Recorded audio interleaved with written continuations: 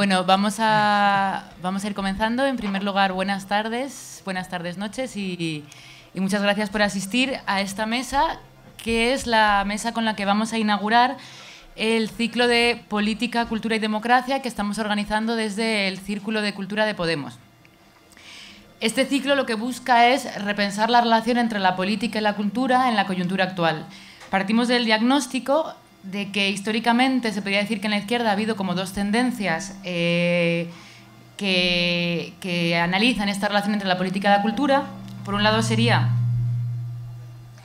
la cultura al servicio de un movimiento o un partido, en ese sentido una política con cierto alcance de dirigismo cultural y cuyo modelo podría ser el intelectual de partido. Y por otro lado, una cultura que se entiende como un elemento decorativo que sirve para vestir y que sirve para dar legitimidad a las propuestas políticas, ¿no? En ese sentido, un ejemplo podrían ser las típicas campañas o las típicas fotos que acompañan a las actuaciones o las prácticas de los partidos políticos.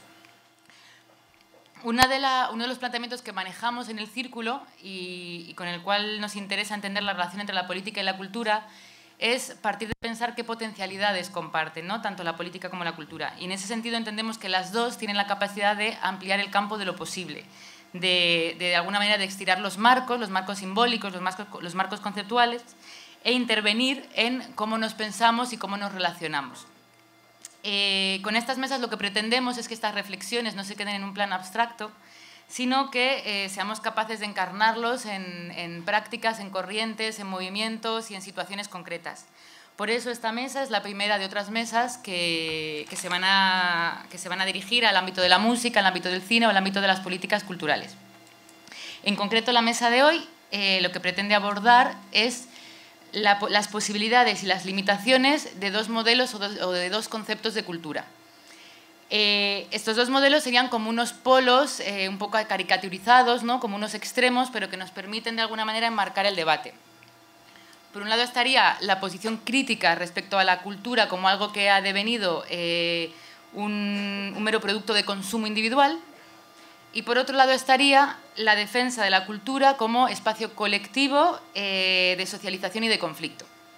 Entonces, lo que nos queremos plantear en esta mesa es, por un lado, si existe un espacio para pensar la cultura entre esos dos polos, entre o diferente, y por otro lado, si estos mismos conceptos o estos mismos extremos somos capaces de estirarlos, de darles la vuelta, de problematizarlos sin dar nada por supuesto. Entonces, para abordar esta cuestión nos acompaña Víctor Lenore, que es periodista, Lucía Littmayer, que es periodista, y Daniel Granados, que es productor e investigador cultural. Les voy a ceder ahora a cada uno la palabra y luego ya podemos iniciar una ronda de debate y diálogo. Así que, sin más, Víctor. Pues hola, buenas noches. A mí me gustaría empezar hablando de algo que creo que de lo que se habla poco respecto a la cultura, que es la revolución conservadora de los años 80, ¿no?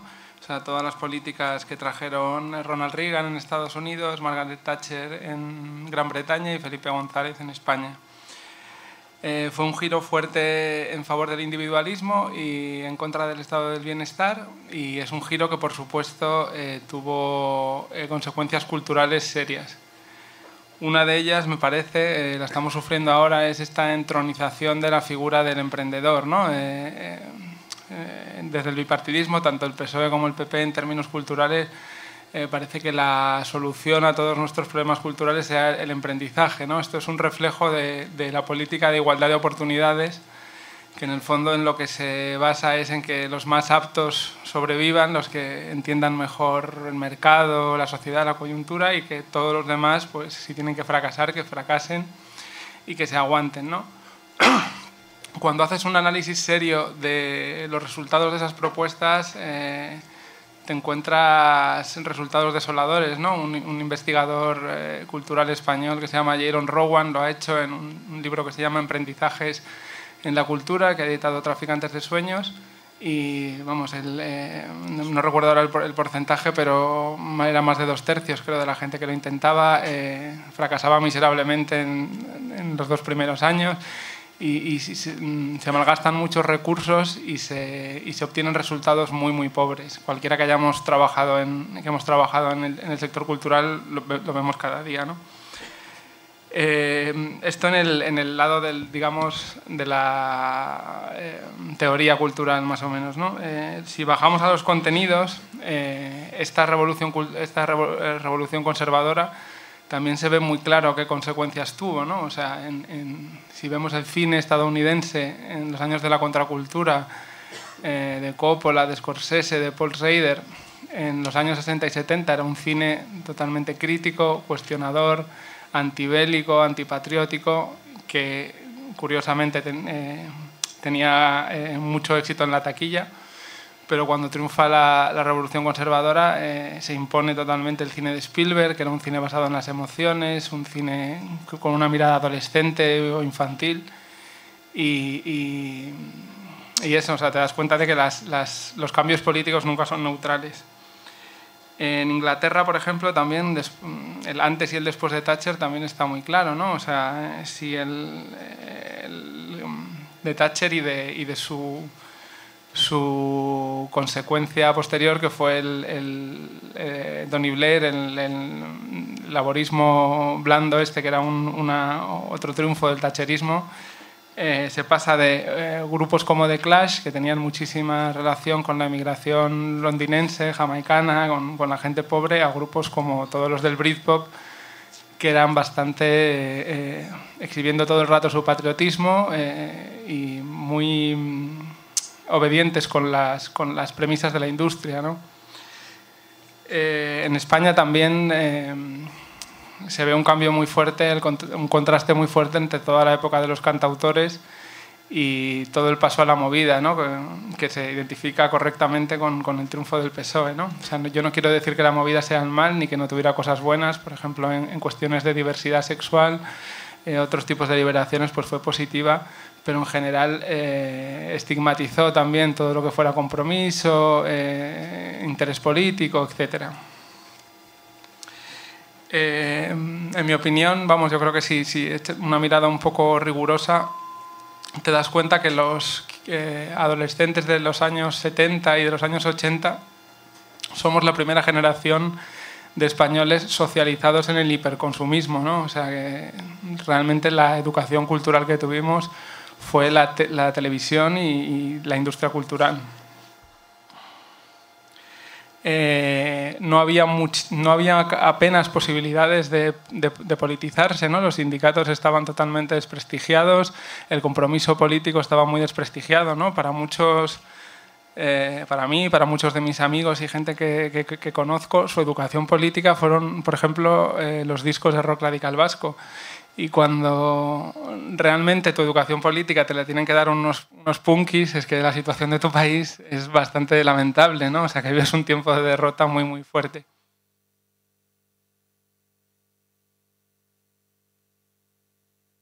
Así vivimos, o sea, la consecuencia de eso fue una concepción de la modernidad totalmente despolitizada. En los años 80 y en los años 90 se consideraba moderno estar a la última en discos, en películas subtituladas, en ropa, lo mismo en libros de ensayos así muy enrevesados y tal, pero no se consideraba algo muy antiguo militar en un partido, militar en un sindicato, hacer cosas colectivas, políticas o sociales, ¿no? O sea, y hay que estar muy atento cuando la concepción de modernidad que se tiene excluye por completo cualquier noción política, ¿no? Para muchos, las subculturas, como el rock radical vasco o otras, fueron un refugio frente a los valores dominantes, ¿no? Pero también se creó un tipo de subcultura o de falsa subcultura que lo que era una especie de apología de los valores dominantes, ¿no? Ahora yo la identifico como la cultura hipster, ¿no? Que en el fondo lo que hace es, no ha tenido desde que se creó en los 2000 hasta ahora, nunca ha tenido un choque con nada, ¿no? Un choque político, un choque social, nunca ha creado un problema ni a la industria cultural, ni a la industria de los medios, ni a nada, ¿no? Y de hecho hay una sintonía tal que ahora vas a cualquier festival de música y lo encuentras empapelado de publicidad y de patrocinadores, o te pones a escuchar anuncios y la mayoría o muchas veces te encuentras con toda naturalidad canciones indies o hipsters supuestamente hipermodernas y súper sofisticadas, pero que pegan perfectamente con todos los valores de la industria de la publicidad. Esto puede sonar un poco triste, ¿no? O sea, el punto al que hemos llegado, pero en realidad estamos en una situación muy esperanzadora, sobre todo después de lo que pasó el 15M de 2011, ¿no? Parece muy poca gente lo esperaba, pero ha habido un movimiento de cuestionamiento de toda esta situación cultural que teníamos y de reclamación de valores colectivos, de buscar una identidad en las demandas, ¿no? En las demandas de nuestras necesidades más básicas, ¿no? De vivienda, de trabajo, de igualdad salarial. Y eso a mí me lleva a pensar en que es muy importante saber qué tipo de clase media queremos ser, ¿no? O sea, muchas veces se habla de la clase media o queremos construir. Se habla de la clase media como algo monolítico, pero en realidad hay muchas versiones de la clase media, ¿no? Una de ellas, para mí, está representada en este documental reciente de Ken Loach que se llama El espíritu del 45, que habla de cómo después de la Segunda Guerra Mundial el laborismo británico se esforzó mucho por crear una educación universal, una sanidad universal y un ambiente de igualdad y donde todo el mundo tuviera sus necesidades cubiertas. Mientras que la clase media donde yo crecí en los años 80 era una cosa totalmente diferente, ¿no? Era un sentimiento de yo tengo mis necesidades cubiertas, vivo en un chalet adosado en la periferia de una gran ciudad, voy a pelear por mi puesto en el mercado laboral en vez de intentar afiliarme a un sindicato y que todos tengamos mejores condiciones, sé que mis hijos van a tener otro chalet adosado, entonces no me hace falta luchar y me puedo dedicar a cultivarme estéticamente con unas formas estéticas que no crean ningún problema a las élites, ¿no? En el mundo cultural donde yo he crecido y donde supongo que muchos lo hemos hecho, un concepto muy importante es el concepto de masa, o sea, de no querer parecerte a la masa, de buscar que tus consumos culturales sean algo que te distinga, una medalla que te haga decir soy más sofisticado, soy más refinado que los demás, ¿no? Y creo que ese concepto hay que acabar totalmente con él para pensar la cultura como un recurso y como un derecho y no como una medalla. Ya para acabar, las cosas que se me ocurren después de todo lo que ha pasado, como vías de salida que veo para la situación en la que estamos, una de ellas, por ejemplo, que me parece muy sensata, es defender las cooperativas, ¿no? O sea, incluso dentro del mundo cultural más moderno, sofisticado y avanzado, las empresas reproducen la empresa capitalista, ¿no? O sea, con un jefe, unos empleados, mucha desigualdad salarial, las mujeres condenadas a los puestos de secretariado o de promoción, los chicos con los puestos creativos guays. Y creo que eso es una cosa con la que hay que acabar. También me parece importante defender las cosas que ya funcionan, ¿no? Durante los años 80, 90, durante los años duros del neoliberalismo, se creó en España una red de centros sociales que fueron centros de socialización y de resistencia frente a todas esas dinámicas neoliberales, ¿no? Y ahora siguen funcionando muchos muy bien y están amenazados, ¿no? El Patio Maravillas, la Casa Invisible. Creo que una política cultural sensata debería pasar por naturalizarlos y utilizarlos porque son cosas que tenemos y que ya funcionan. Y por último, creo que hay que ser muy combativo con los abusos en el sector. A mí me parece que una consecuencia muy positiva del 15M es que se está quitando el estigma a hablar de ciertas cosas, ¿no? Por ejemplo, de abusos laborales. Lo hemos visto en la huelga de la FNAC, que polarizó mucho a los artistas. Algunos no querían ir a participar en actos de la FNAC cuando hubo la huelga. Lo hemos visto en la reciente polémica de la Central por las los abusos en condiciones laborales de sus miembros. Lo hemos visto hoy mismo también en una noticia sobre lo que cobran los becarios del Primavera Sound. Y esos abusos es una cosa que hay que tomarse muy en serio y que hay que dejar de tener vergüenza a denunciarlos en público. Y otros abusos también, como no sé, de los que se ha hablado muy poco, como por ejemplo todos los monopolios que hay alrededor del mundo de la música, los cargos totalmente injustificados, como esas comisiones por gastos de gestión que nos encontramos o algo así, ¿no? O sea, mi conclusión es que hay mucho trabajo por hacer y que por primera vez nos encontramos en un ambiente propicio para hacerlo. Muchas gracias. Lucía.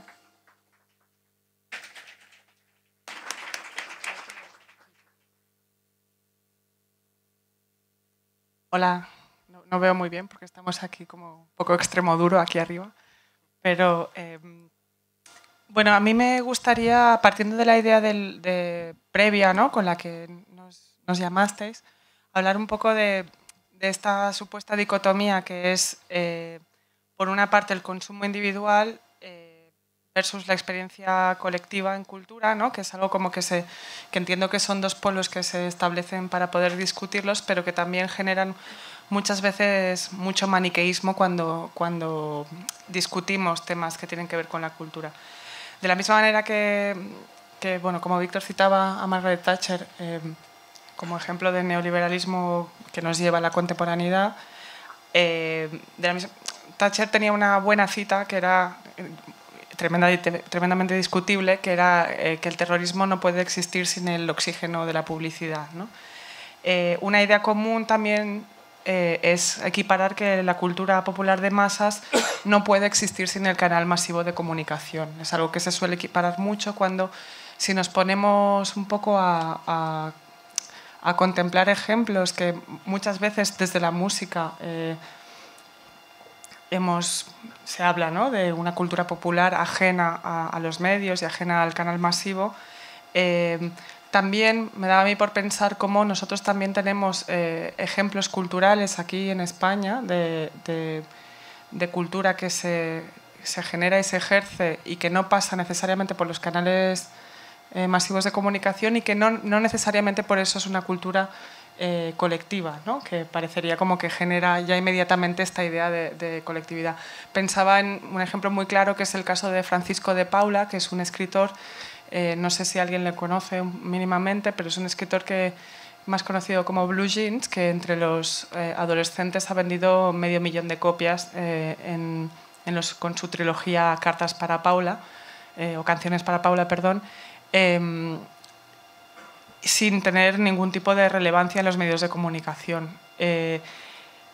Eso, cuando yo pensaba el objeto que genera o el ejemplo de cultura que genera Blue Jeans es un ejemplo de creación individual y de consumo individual, ¿no? La cultura que genera la lectura no es necesariamente un ejemplo de cultura colectiva, a menos que lo pensemos relacionado con los medios de comunicación, ¿no?, donde todos podemos pensar que leemos colectivamente. Y a su vez, el cine o el acto de ir al cine se puede creer como un acto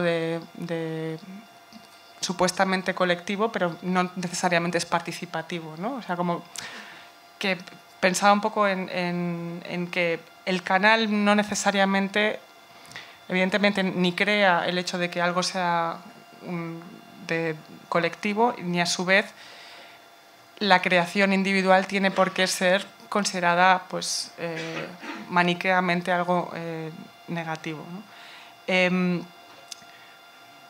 También sé que es algo que luego hablaremos seguramente, el hecho de que muchas veces el cercamiento de lo popular es lo que lo fetichiza, ¿no? Si Björk lleva a un coro islandés al Liceo de Barcelona, que es lo que yo conozco, y cobra 180 euros por entrada, un poco llevando, ¿no?, elevando esa especie de creación no necesariamente individual sino colectiva,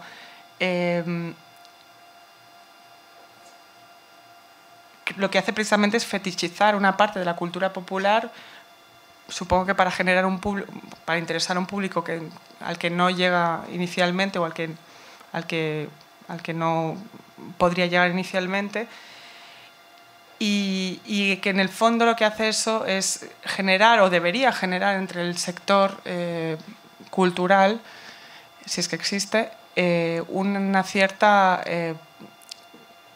resistencia, de la misma manera que se generó en el activismo, ¿no? Si nosotros pensamos que el activismo hacker fue de los primeros que entendió que hay una cuestión que es lo común y que debe ser salvaguardado, especialmente se hizo desde la educación, el mundo académico. Un ejemplo muy claro es el de Aaron Swartz, que fue el que después se suicidó cuando tuvo que ir a juicio por haber bajado bajó masivamente los diarios académicos de JSTOR, ¿no? Una de estas plataformas para la consulta académica, que lo que había hecho era acercar el conocimiento, ¿no? para no permitir un acceso de algo que de por sí era común, como es la creación de conocimiento, y que unos autores habían tenido forzosamente que ceder sus derechos de autor para ello, ¿no? Entonces, cuando ese espacio, lo popular, cuando se acerca, me parece que no únicamente ejerce ese espacio simbólico de ser cercado, no es únicamente el hecho de cercarlo lo que es preocupante, sino cómo se fetichiza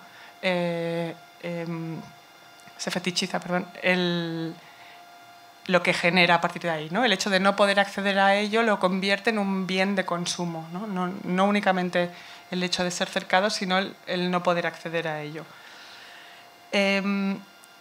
Después, a mí me gustaría hacer dos apuntes, porque sé que después discutiremos otro tipo de cosas, y es la importancia del territorio. Estamos en un espacio que no es casual, en un lugar donde se ejerce un proceso de gentrificación, por lo que yo conozco, bastante importante.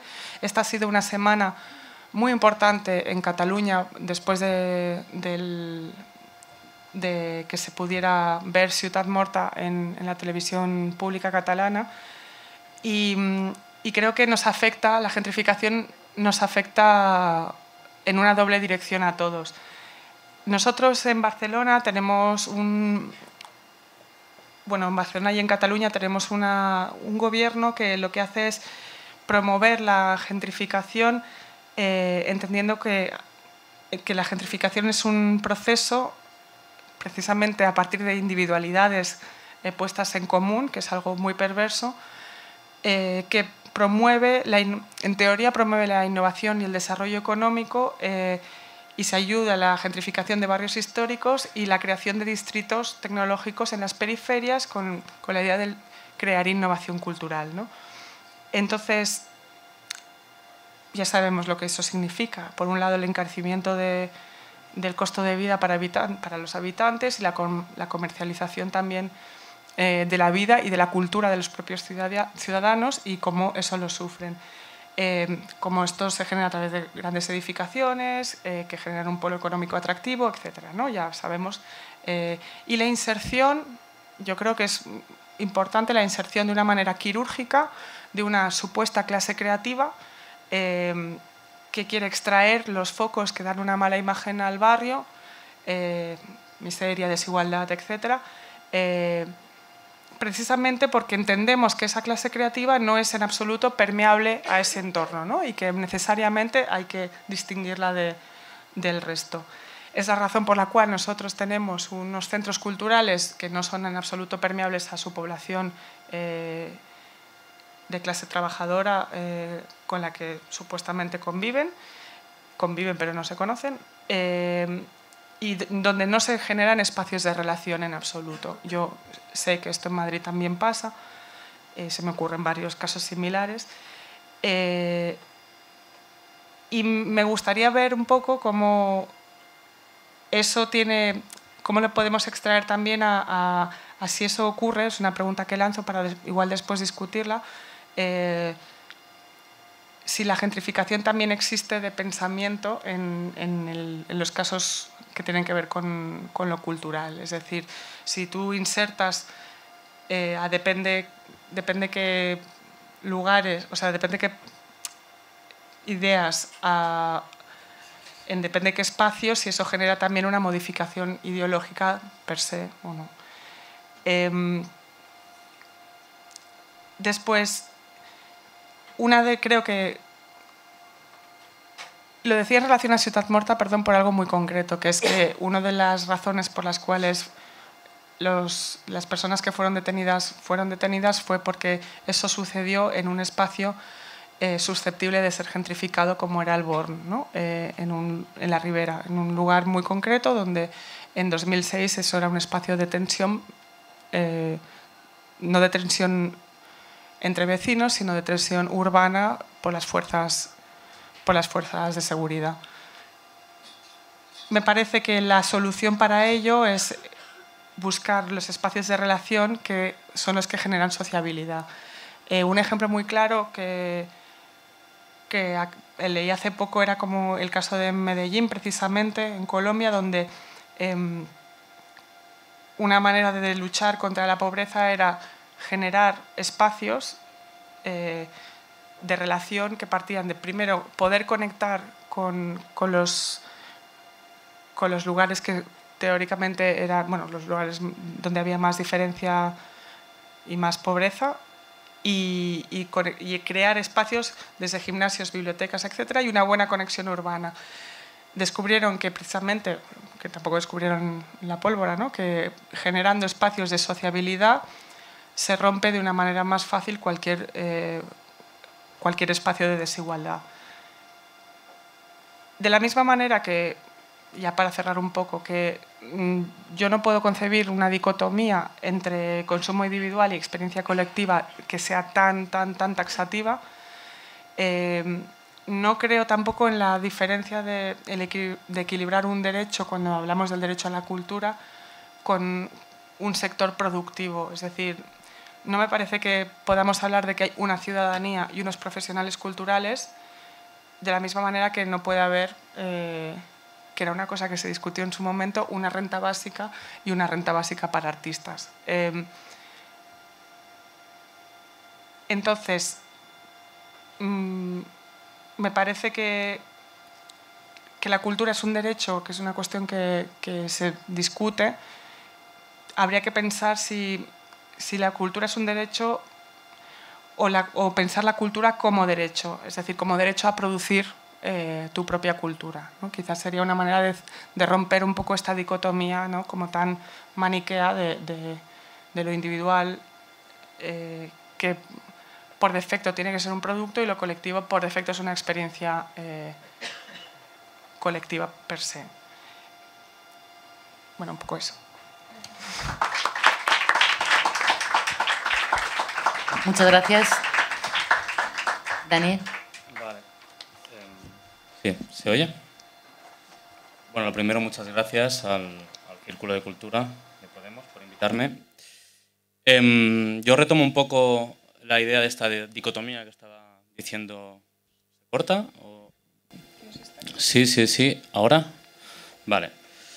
Entonces, como decía, retomo esta aparente no, de hecho real dicotomía entre la dimensión comunitaria o colectiva de la práctica cultural versus la cultura de consumo, ¿no? Y hablando con Jazmín me planteaba, para plantear un poco esta conversación, en si podían haber prácticas culturales, políticas, que fueran más allá de esta dicotomía. Y el primer punto que quería plantearos es que no creo que haya un más allá, y que es precisamente desde ese ADN que tienen ciertas prácticas culturales en base a la cooperación y a la noción de comunidad, desde donde podemos empezar a plantear ciertas prácticas políticas y culturales al mismo tiempo que nos ayuden a imaginar modelos culturales alternativos a los hegemónicos.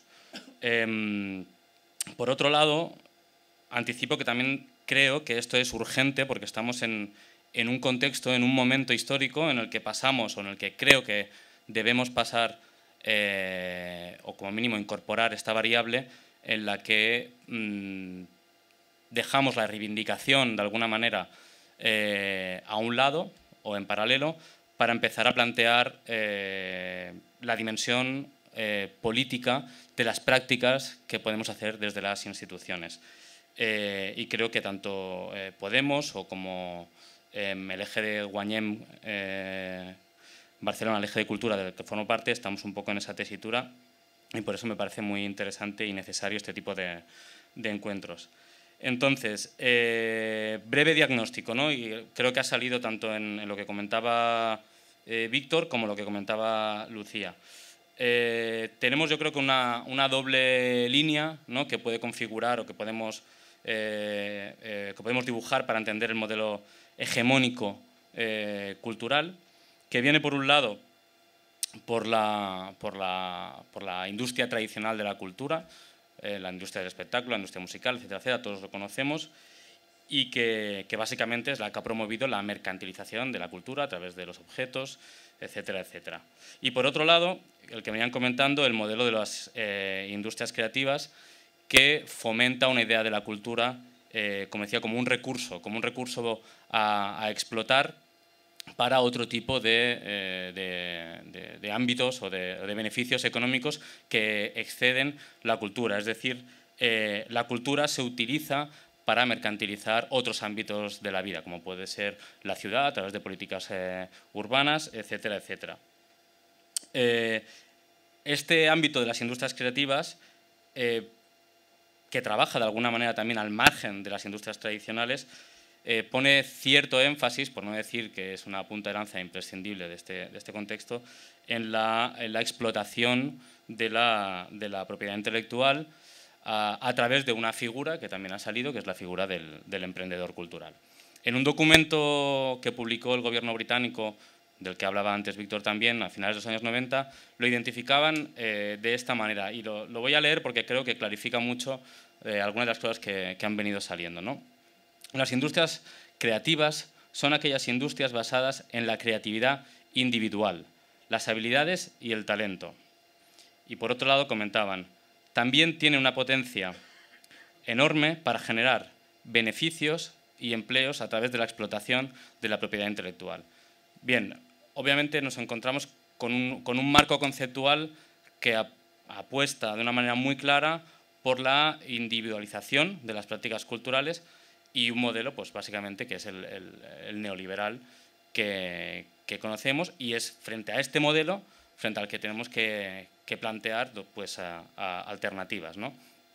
Entonces, más allá de aterrizar algunos conceptos que nos podrían ser útiles, he pensado que podría plantear como 4 o 5 casos que me resultan interesantes para precisamente lo que decía, para imaginar otros modelos, otras prácticas a la hora de pensar cómo podemos implementar aquí nuestras políticas públicas en relación a la cultura.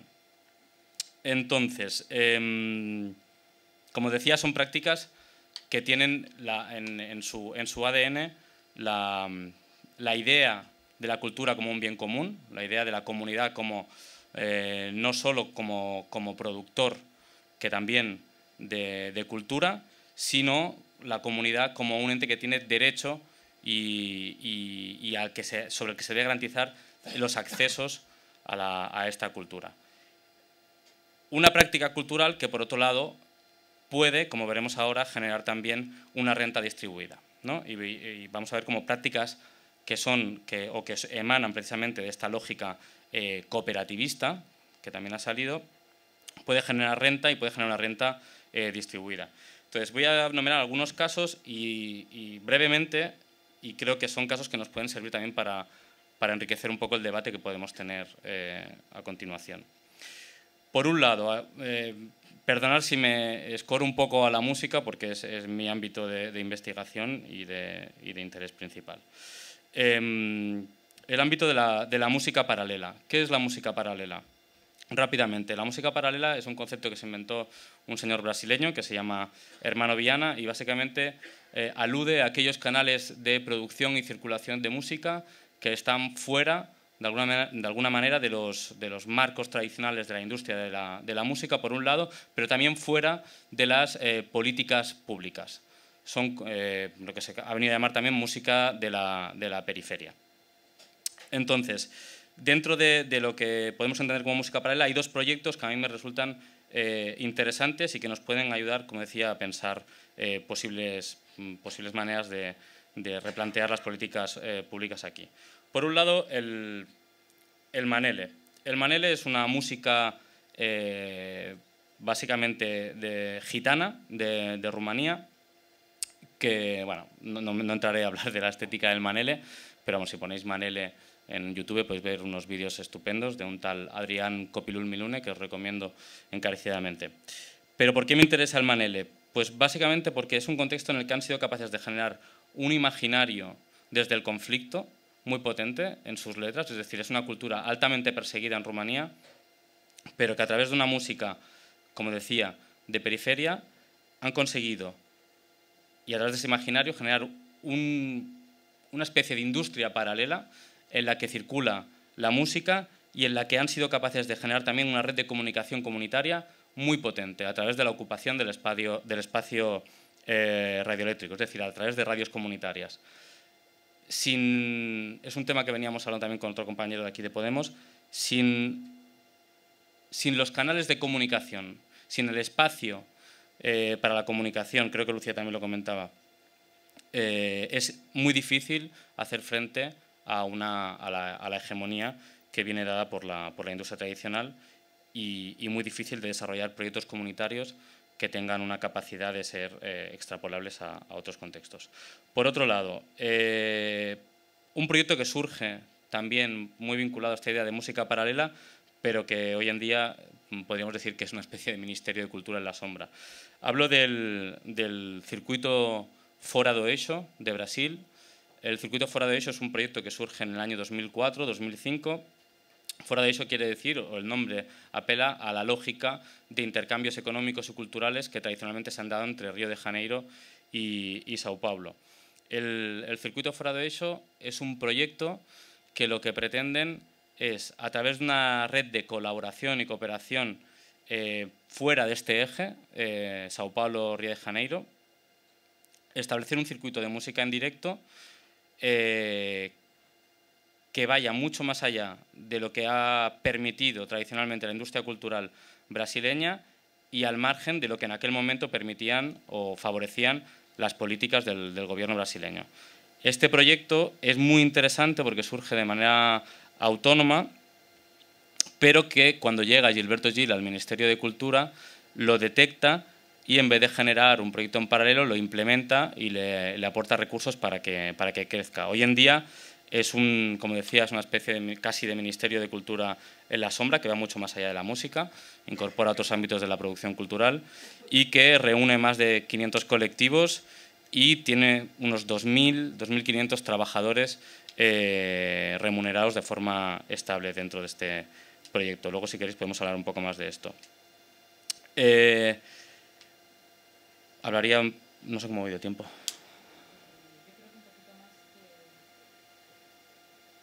Dos minutos. Vale. Pues me salto otra cosa que si queréis explico después. Bueno, es muy habitual hablar de ejemplos de fuera, así que voy a intentar aterrizar un poco en el marco del Estado español. Hay proyectos aquí que me parecen muy interesantes, en concreto dos, podríamos decir más, pero estos dos me resultan muy reveladores de cómo se puede entender la cultura desde la acción comunitaria. Hablo de Puentegramas. Puentegramas es un plan de desarrollo comunitario de la zona norte de Alicante y básicamente es un plan de recepción y de trabajo con recién llegados, con migrantes recién llegados a través de la música. Es un festival y lo que hacen es cada año proponer a gente que vive en el barrio y gente que acaba de llegar la colaboración, la cooperación cultural para generar un proyecto musical que se presenta un año después. Llevan ya como 6 o 7 años y los resultados también los puedes ver en su web, son muy interesantes. Hay otro proyecto que es el Llobregat Block Party. Es un proyecto que surge en la periferia de Barcelona, en concreto en la zona del río Llobregat, de donde yo soy, del Baix Llobregat. Es un proyecto de trabajo comunitario con jóvenes de barriadas, de Cornellà, de Hospitalet, de Esplugas, de Sant Boi, de pueblos de la zona de Barcelona, y lo que han hecho es empoderar a esos jóvenes, es decir, dotar de recursos para que puedan organizar sus propias fiestas, sus propios festivales, en colaboración con los vecinos del barrio o del pueblo donde lo ponen en práctica. Y para acabar, 3 proyectos que los voy a mentar rápidamente, que apelan a esta noción de la cultura como algo que producimos entre todas y todos. Hablo del acervo cultural y de cómo esto se puede tratar desde políticas concretas de la mano de la cultura digital o de la digitalización de la cultura, más bien. Tenemos, por ejemplo, el Free Music Archive, es un archivo enorme de música libre, que lo tenéis en internet, freemusicarchive.org, y es un archivo de música que está ya en dominio público o de música licenciada con licencias Creative Commons. Tenemos otro proyecto muy interesante, creo que es un referente imprescindible, que es Europeana, que muchos lo conoceréis. Es un archivo audiovisual a nivel europeo que básicamente digitaliza obras para ponerlas también con licencias Creative Commons, en este caso a disposición con dominio público. Y un tercer proyecto, voy muy rápido, ya lo sé, pero si queréis luego hablamos en concreto de cada proyecto, es un proyecto que está desarrollando ahora mismo la BBC, que lo que hacen es digitalizar todo su archivo y lo ponen a disposición tanto de cualquier usuario que quiera entrar en ese archivo digital como de empresas, permitiendo incluso su explotación económica. Y para acabar con una conclusión que intente juntar todas estas cosas que acabo de decir, de lo que se trata, bajo mi punto de vista, es que las futuras políticas culturales que se puedan realizar en este país intenten detectar, por un lado, fortalecer y fomentar lo que vendrían a ser, lo que podríamos llamar infraestructuras ciudadanas que de alguna manera apelen o favorezcan un nuevo régimen de propiedad sobre los bienes culturales y que se enfrenten a la estructura tradicional, pues, del mercado cultural. Gracias.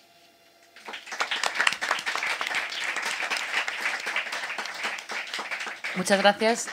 Bueno, ahora os cedemos la palabra por si queréis tanto hacer alguna pregunta como aportar cualquier consideración al debate. Y también os emplazo a la mesa a que dialoguéis también entre las posiciones que habéis planteado.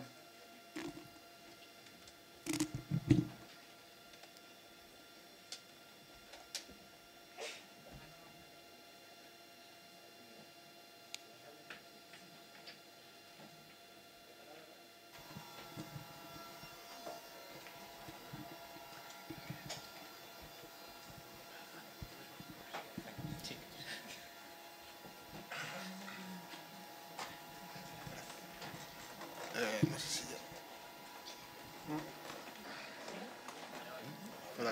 ¿Sí? Bueno, a mí me parece interesante lo que habéis expuesto desde la mesa, pero me resultaría también interesante, por lo que comentabas, lo último que estabas comentando, de experiencias concretas, cómo desde lo institucional, desde lo público, se pueden fomentar precisamente políticas en lo concreto que favorezcan procesos tanto creativos como individuales. Me explico. Cuando Víctor hablaba del tema del rock radical vasco, por ejemplo, hay que tener en cuenta que también en muchos pueblos del País Vasco había en ese momento, a principios de los años 80, muchas estructuras municipales de música, ¿no?, que luego se reproducían en gaztetxes y generaban una contracultura en un ambiente más o menos socializado alrededor de la importancia de la música que venía desde lo público, ¿no? O aquí en Madrid, por ejemplo, todos los centros sociales que mencionabas tenían como prioridad en aquellos años pues que hubiera locales de ensayo, etcétera, etcétera. Prioridades que hoy no parece que estén como en la agenda ni siquiera de esos espacios contraculturales, ¿no? Y en buena medida pienso yo que a lo mejor tenía que ver porque el acceso a la cultura en general era mucho más factible, o sea, era más... las escuelas de música, por ejemplo, aquí en Madrid subieron hace 3 años un 200% la matrícula, las escuelas municipales de música, con lo cual hay una imposibilidad todavía mayor para que la gente acceda ese tipo de espacios. O en la misma televisión pública había programas de música, etcétera, etcétera. Había una lógica que, a pesar de esa revolución conservadora que comentas, o del felipismo, lo que pudo suponer y supuso, fomentaban, pues algunos os acordaréis lo que era el Día del Libro en Madrid en los años 80 y lo que es ahora, que casi ni te enteras de que existe, ¿no? Hay modelos en Finlandia, una buena parte de la Lotería Nacional va a ese dinero destinado, 20% sé que va a deporte de base, X% va a la cultura, ¿no? Entonces, cuando se está hablando, en mi opinión, de música cooperativa, de proyectos, de centros sociales, de iniciativas que están muy bien, claro, tiene que ir acompañado de proyectos desde lo institucional que fomenten ya una relación pedagógica clásica con la cultura, ¿no? Hace poco, cuando desalojaron el centro social La Traba, se reunía un grupo que bailaba bailes folclóricos bolivianos, que iban 150 personas al desalojo. Incluso fue el embajador de Bolivia, que decían que es que no había ningún sitio en Madrid donde se pudieran reunir, ¿no? Entonces, como me parece muy bien que se plantee como la alternativa, la apuesta, la propuesta y el fomento de estos espacios autogestionados o de cooperativas o de proyectos colectivos, que son fantásticos, pero que claro, es que desde lo institucional también lo que hay que asegurar, fomentar, de alguna forma subvencionar, es la cultura social, ¿no? Que llegue a los ciudadanos, y a partir de ahí ya surgirán las opciones contraculturales más o menos cooperativas. Sí, yo soy muy poco partidario de glamorizar la contracultura. Me parece que eso, la contracultura significa como un momento de derrota en el que el Estado no cumple con su trabajo y te tienes que arreglar con tus propios medios, ¿no? Pero si ya han surgido esas formas y en algunas están funcionando, por ejemplo lo que mencionas de La Traba o toda la red de radios libres o todo eso, por lo menos el Estado tiene la obligación de no entorpecerlo y torpedearlo, sino de financiarlo, ayudarlo y crear políticas complementarias. Sí, yo, o sea, coincido totalmente en lo que dices, en que glamorizar todas estas formas contraculturales es un error. Todos los que hemos vivido cerca de esas también sabemos que hay muchísima precariedad, muchísima autoexplotación y que no son una solución, sino que son un parche. Totalmente de acuerdo.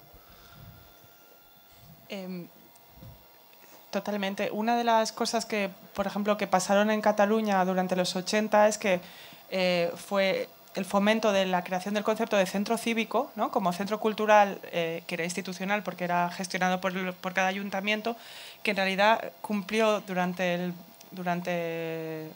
largo tiempo socialista del PSC, buscaba la despolitización, en realidad, de todo el cinturón rojo barcelonés, ¿no?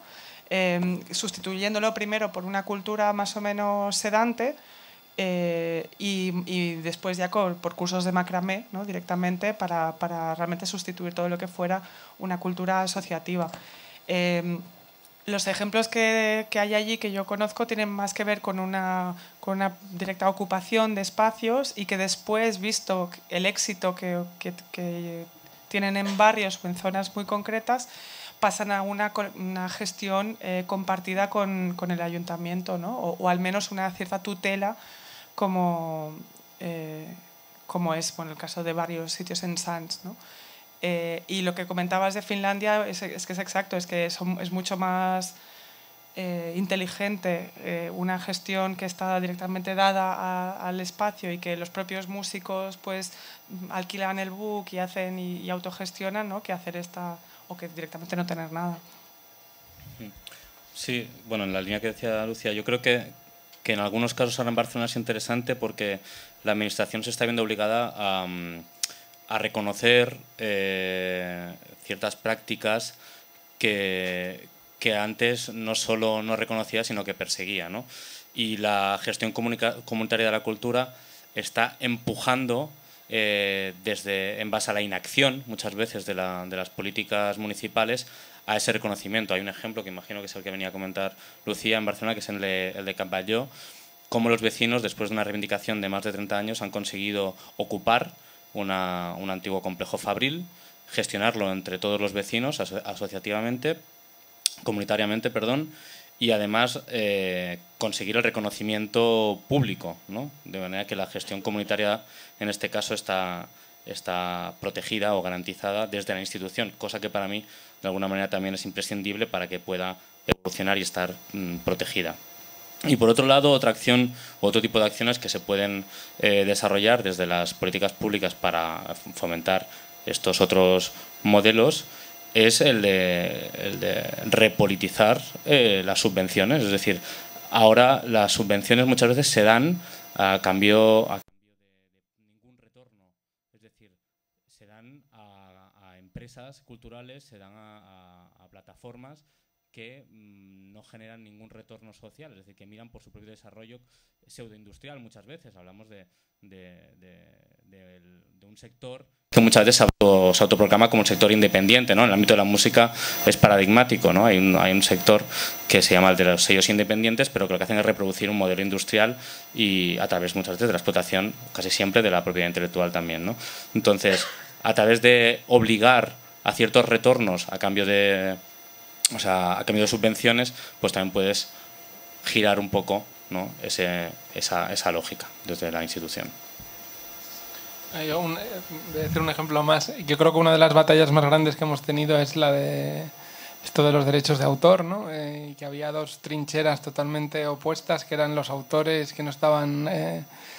la mayoría de ellos que ganaban mucho dinero, que no estaban dispuestos a ceder nada, y los llamados internautas que se estaban bajando todo el rato todos los contenidos y que lo veían como que tenían derecho a bajarse todo sin pagar. Entonces me parece evidente que como no haya alguna intervención estatal que llegue a algún acuerdo que articule eso, pues no va a haber. O sea que lo más importante es represtigiar el papel del Estado en la cultura y verle como un mediador para solucionar batallas que están enquistadas totalmente. Me voy a saltar un poco el papel de moderadora. Digamos, un poco partiendo de la pregunta que hacía Jacobo y las respuestas que habéis dado, y poniendo, por ejemplo, el modelo, o sea, el ejemplo de Canvas Yo y lo que podría ser que una institución pública genere unos espacios de ensayo donde distintos grupos musicales ahí, digamos, hacen sus prácticas. Entonces, mi pregunta es la siguiente. En el primer modelo, digamos, hay una comunidad previa a la acción institucional. Y la acción institucional lo que hace es, en el sentido que estáis planteando, recoger y reconocer esa existencia. En el segundo modelo sería la institución la que sitúa recursos que permiten generar una comunidad. Entonces, a mí me gustaría, digamos, pensar un poco en este segundo modelo y si veis posibilidades a esa acción política institucional. Me explico, ¿no? Que genera comunidades, no que las recoge.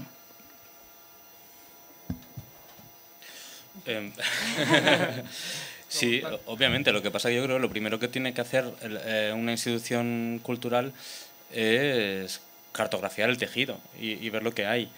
Y entiendo yo que las necesidades son tales en los diferentes ámbitos de la cultura, ¿no? Hablas de salas de ensayo o lo que pueden ser talleres artísticos, ¿qué comunidades hay? Se trata de interpelarlas y que ese tejido se articule para promover un uso de esos espacios que existen. El problema es que muchas veces no hay una relación entre esas comunidades que ya existen y esos espacios que ya existen. En Cataluña en general, pero en Barcelona en particular, hay una red de centros cívicos pues muy bien equipada. De hecho, creo que aquí en Madrid también. Yo estoy en algunos. El problema es que no hay capacidad de entrar ahí a hacer una gestión participada de esos recursos que son de todos. Y que muchas veces son recursos que están externalizados y están gestionados por empresas privadas que lo que hacen precisamente es no dinamizar demasiado, no sea que esto sea más trabajo, ¿no? Y esto pasa en Barcelona, entiendo que también debe pasar en Madrid, pero este es el problema muchas veces de las infraestructuras que hay. No quiero decir que no necesitemos más infraestructuras, pero si las que hay se gestionan de otra manera, de una manera muchísimo más participativa, tenemos un campo abierto de trabajo súper interesante. Porque comunidades me cuesta creer que no las haya. Yo creo que sí que la hay. Pasa que hay una desconfianza natural hacia algunas infraestructuras porque en fin, el uso que permiten es más que sesgado. Sí, además que digamos que los ejemplos, al menos que hemos vivido todos, son aterradores. Quiero decir que, ¿no?, en el momento en el que hay una además tiene mucho que ver con la cultura del ladrillo. Muchas veces el espacio es una excusa para generar otro tipo de riqueza que no revierte en la población. Yo, de todas maneras, ya como decía antes, soy mucho más digamos, mucho más... Prefiero la idea de que la cultura no la genera... O sea, que la cultura la generan los ciudadanos y en todo caso el papel del Estado o de la institución tiene que ser la de garantizar que pueda tener las infraestructuras como para poder crear cultura de la manera que sea. No esta cosa, ¿no? Que es que además lo hemos vivido mucho con lo de la fábrica de creación, ¿no? El espacio del arte, y luego te ves unas monstruosidades que no tienen absolutamente nada que ver con las comunidades que están ahí, con las que ya no dialoga, no se habla directamente y que ya están generando una cultura en ese territorio.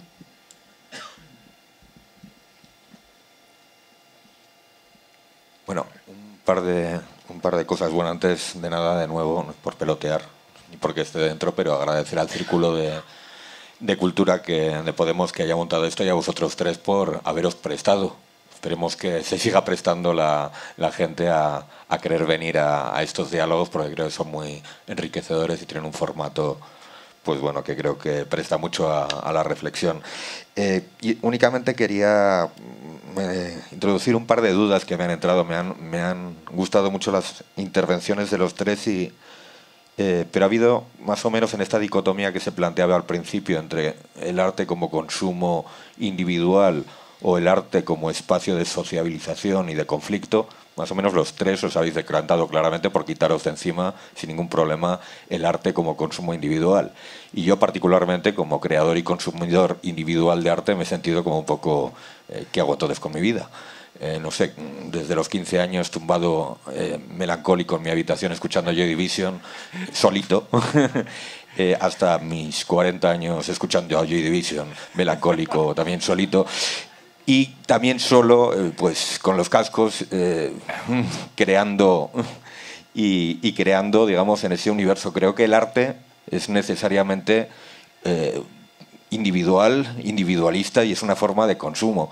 Y eso no quita que no puedo vivir sin esa otra parte. Y aparte en la música, yo creo que esos dos elementos de ese fetichismo que se cultiva tanto en soledad, digamos, tiene esa otra parte completamente complementaria, pero también opuesta, de encuentro catártico con lo colectivo. Yo creo que una lectura materialista, reductiva, como la que se puede llegar a hacer para acabar con esto, bueno, creo que no me satisface en ninguno de los planos. Y yo creo que estos dos elementos, más allá del consumo económico capitalista, creo que están presentes en una sociedad moderna o posmoderna. Y creo que tratar de saltar por encima de esta paradoja que nos constituye es como hacer un camino un poquito... Bueno, si me hacerá un comentario general, luego me decís. Y luego era una pregunta más concreta y menos de opinar para Lucía. Cuando ha hablado de la gentrificación y cuando ha hablado de esa idea que me ha parecido interesante, como si se puede también gentrificar a través de ideas, como si introducimos una idea en un lugar como este. Te pregunto, ¿cuál es este lugar? ¿El Café La Palma, Malasaña, que está gentrificado? ¿Cuál es la idea? ¿Podemos? ¿Quién es más fuerte, Podemos o Malasaña? Gentrificada, digo. Bueno, por alusiones, contesto. Luego ya hablamos del otro, ¿vale?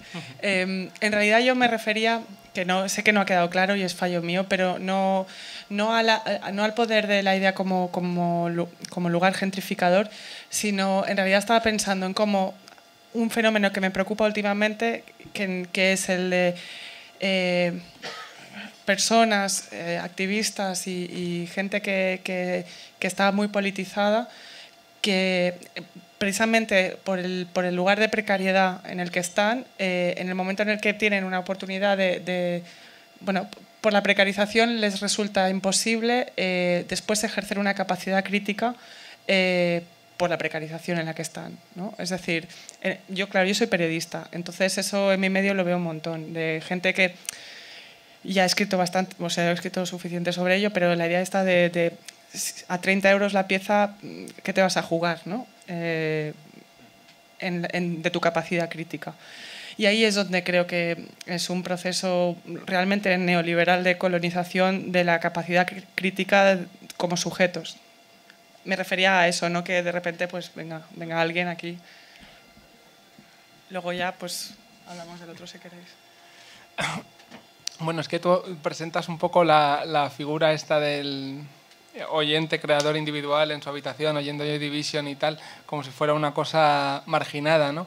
Y yo creo que en realidad es lo que está más prestigiado culturalmente. Si tú abres cualquier revista cultural, todos son una sucesión de caretos, de artistas y de críticas de discos donde lo más triste o melancólico, individualizado, todo eso es lo que tiene mucho más prestigio cultural y que todos los artistas se les presenta totalmente ajenos a su contexto social, ¿no? Normalmente hay muy poco periodismo cultural que tenga en cuenta el contexto social. Si vamos repasando ahora, después del 15M, creo que sí que hay una mayor atención a todo eso, ¿no? Y yo, no me parece una posición condenable, ¿no? La de disfrutar la música en tu habitación o hacerla o todo eso, pero creo que hemos tenido demasiado de eso y que ha acabado eclipsando otro tipo de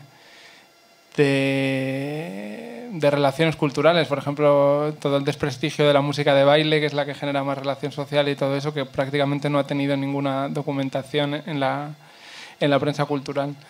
Y luego hablabas de si se podría gentrificar también con ideas. O sea, yo creo que la gentrificación dura es la que tiene que ver con lo material, ¿no? Cuando expulsan a alguien que no tiene dinero para pagar la subida de los alquileres de su barrio de siempre, esa es la importante. Pero sí que existe una gentrificación, digamos, a través de las ideas, ¿no? Eso lo vemos todos los días cuando escuchamos la radio, ¿no? Los hits de Shakira, por ejemplo, son cosas que ella encuentra en los guetos de la República Dominicana y que los coge y los adapta a los gustos de la radiofórmula para que sean más consumibles por el público que tiene dinero. También eso pasa en los barrios de Londres, ¿no? Donde toda la música la hacen los negros, pero llega un artista blanco como Disclosure o The Streets, lo convierte en algo, esa música en algo paladeable para las revistas de música o para las radios y se lleva todo el dinero, ¿no? O sea que aunque la gentrificación importante es la que tiene que ver con cuestiones materiales, también hay una gentrificación artística que desnivela o que distorsiona mucho la circulación musical, por ejemplo, que es lo que yo más controlo. Sí, volviendo a Joy Division, no sé, a mí realmente lo que puedas hacer tú o yo en nuestra habitación escuchando Joy Division me da absolutamente igual. No, quiero decir que haya cada uno con lo que escucha. El tema es qué hacemos con los sellos que sacan los nuevos Joy Division, por decir algo, que puede ser tu grupo o el mío, y que reciben ayuda de las instituciones públicas, ¿no? Ya sea del ICEX, ya sea del ICIC en Cataluña o de cualquier otra ayuda, ¿no? ¿Qué podemos pedir a esos sellos? O si podemos pedirles algo, o a esos músicos que de alguna manera se están beneficiando de recursos que son públicos. Entonces, para mí ese es el tema, ¿no? Y bajo qué lógica política estamos pidiendo ese retorno, ¿no? Y básicamente bajo la lógica del acceso. Es decir, yo te doy ayudas en tanto que tú generas un acceso a esos contenidos. Si no, por mi parte, punto y se acabó, ¿no? O sea, no lo entiendo de otra manera. Entonces, es ahí donde sí que hay una relación política desde lo comunitario o desde la idea comunitaria de la cultura. Luego, cada uno, el consumo de música, oye, pues yo muchas veces voy por la calle con los cascos también y no... Pero también es otro tema eso. Mejor me callo. Bueno, más allá de persona que viene pensando en el partido X del 15M, diciendo que por supuesto se había disuelto y estaba funcionando en otras cosas, y también que viene de la alta cultura, ¿no? Y yo la verdad que me gustan los buenos tejidos y que he trabajado en moda, por ejemplo, cuando salió toda esta campaña de comunicación, y yo estoy con Podemos y veo otra Podemos, incluso no confío en Podemos porque no confío en nadie, la verdad. Y te voy a decir, y sinceramente pensé, digo, pero me voy a tener que vestir de Capravo yo también, ¿o dónde era? Vale, porque me encanta la buena lana. Y encima de la buena lana están los pueblos buenos, que se están quedando sin habitantes, que podría hacerse tejidos muy buenos de alta costura en pueblos españoles. O sea, que pensé, no sé, siempre me fastidia este rollo que llevo toda la vida oyendo a los de derecha llamándome como de rojo y a los de izquierda llamándome facha. Cuando yo lo que quiero es coger la buena lana de los pueblos y llevarla, por ejemplo, a la alta cultura. Me da igual. Anyway, yo lo que digo es, sinceramente, ¿de qué me estáis hablando? Porque a mí lo que me gustaría es estar en un mundo en el que la gente hubiera los medios. Por eso me gustaba quizá el Partido X, pero bueno, voy a votar a Podemos porque es lo que hay, ¿vale? Pero me gustaría un mundo de democracia directa en el que la gente tuviera los medios para hacer los proyectos culturales que necesitara con los medios adecuados, ¿vale? Que no siempre son muchos, pero que, la verdad, creo que, no sé, además, ¿en cuántos debates podemos entrar en el siglo XXI entre el feísmo, el formalismo, el conceptualismo, los pintores, los no sé qué, los no sé cuál? No, sinceramente, creo que además es un ciclo transmedia. Ya va siendo hora de hacer las capacidades que unan a comunidades, como se han hecho los círculos de cultura y los demás círculos de creadores con diferentes capacidades que crean que pueden hacer algo. Yo, sinceramente, creo en eso. Y cuando me hablan de limitaciones me da miedo. Y cuando me hablas tú, yo que he nacido 45 años con Franco, ¿entiendes? Y cuando me hablas de limitaciones de ningún tipo, de que si tal, de si Ken Loach, de que su puta madre, me da igual. Ken Loach tiene un público progre de sofá, ¿entiendes? Y me da igual, y te lo digo tal cual. Entonces, cuando me hablas de eso, paso de eso. Entonces, lo que yo quiero es saber cómo se va a articular la acción de Podemos Cultura de un modo transmedia, de un modo real, de un modo peleón, pero con libertad para todos. Con libertad para todos de verdad. Eso es... Bueno, no sé, y igual es que no lo he entendido muy bien y tenemos que articularlo. Voy a apuntar a esto, voy a empezar yo. Bueno, yo sí voy a decir algo independiente. Otra pregunta y luego ya se queda. Vale. Me ha fascinado lo que has dicho, todo lo que has contado. Gracias. Víctor, me voy a permitir ponerle un par de ilustraciones, un par de fotos a lo que has dicho, porque cuando hablabas de los 80, yo que estuve allí, pues no he podido evitar recordar cosas y he pensado también que muchos de los que están aquí no estuvieron allí. Entonces, decirles algo, o sea, veníamos de un franquismo, veníamos corriendo de unos grises y de pronto, de buena primera, nos encontramos que aquellos que corrían a nuestros lados estaban en despachos maravillosos y te decían a estas alturas qué sentido tiene hacer un teatro crítico. Yo voy a hablar de teatro, que es lo que mejor me muevo. Es decir, en aquel momento, y tuve la oportunidad también de estar en la Junta del Círculo de Bellas Artes, cuando se puso en marcha, a los que de alguna forma queríamos hacer hacíamos una actividad sin remuneración, se nos acusaba de voluntarismo.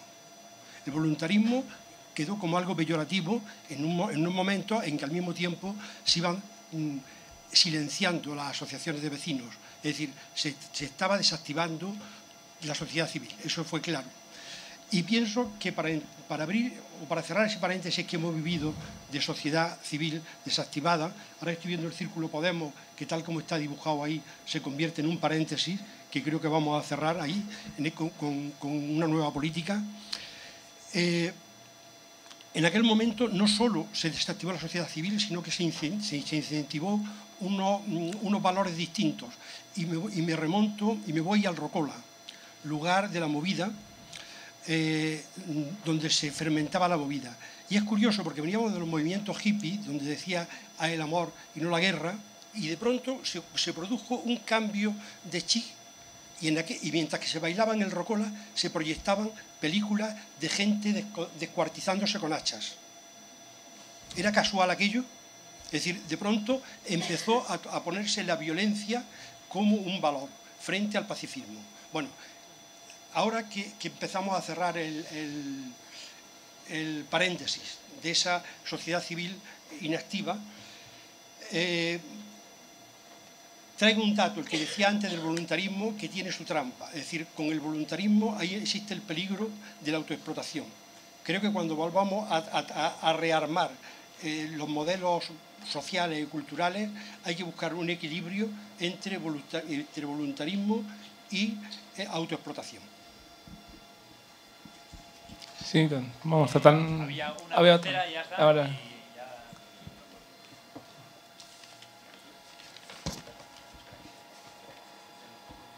Bueno, en primer lugar, agradeceros a los cuatro vuestras intervenciones. Muy brevemente, bueno, Víctor hablaba antes de que había que evitar lo posible el concepto de masa porque efectivamente es una construcción totalmente ficticia y básicamente desarrollada desde el discurso de la derecha, no solamente desde la nueva ideología conservadora de Margaret Thatcher, sino viene mucho más atrás, ¿no? O sea, incluso de Ortega, ¿no? La cuestión de la rebelión de las masas. Entonces, mi pregunta es muy sencilla. ¿Qué haríais si estuvierais en una posición de gobierno para impulsar una política popular que tampoco quedara sometida a lo que también decía alguien, la fetichización de lo popular, ¿no? Esta idea de entender lo popular como algo dado. Entiendo que lo popular hay que construirlo. Y esa construcción política de lo popular tampoco a lo mejor pasa por los movimientos sociales desde abajo. A lo mejor necesitamos una intervención estatal desde arriba. Entonces, ahora muy sintéticamente, ¿qué primera medida impulsarías desde una posición de gobierno para fomentar una cultura popular no fetichizada? No sé, yo no me veo nunca en esa posición, ¿no? ¿Qué? No, que no sé qué se me ocurriría para hacer, ¿no? He dicho antes esto de, por ejemplo, naturalizar toda esta red de centros sociales autogestionados que ha habido, incorporarlos a la red del Estado o preguntarles qué forma les gustaría a ellos o se sentirían cómodos con todo eso. O, por ejemplo, revisar todas los problemas de acceso a la cultura, los precios que hay en la red de teatros o de centros culturales, ver que todo el mundo pueda acceder. Pero vamos, yo creo que es una labor que me excede y que excede a cualquier persona, ¿no? Que se tendría que decidir entre un montón de gente y ver qué hacer. Es verdad que hay veces, por ejemplo, cuando miras lo que ha pasado en los gobiernos de América Latina, con los que yo simpatizo mucho, todos estos procesos de giro a la izquierda que han producido formas culturales rayanas en el kitsch que tienen poco que ver con lo popular, en mi opinión, ¿no? Aunque había que estudiarlo más profundamente. Pero vamos, es una pregunta gorda que hay que responder entre todos, creo. Bueno, una cosa que yo quiero aclarar, porque no sé si digo por alguna intervención que veo. Yo no formo parte de Podemos, yo soy periodista cultural, entonces cualquier tipo de... estoy aquí invitada como periodista cultural y no formo parte de Podemos Cultura, ni del Círculo, ni nada. Bueno, entonces, mis opiniones que voy a dar ahora son las mías de lo que yo haría si fuera presidenta, ¿no?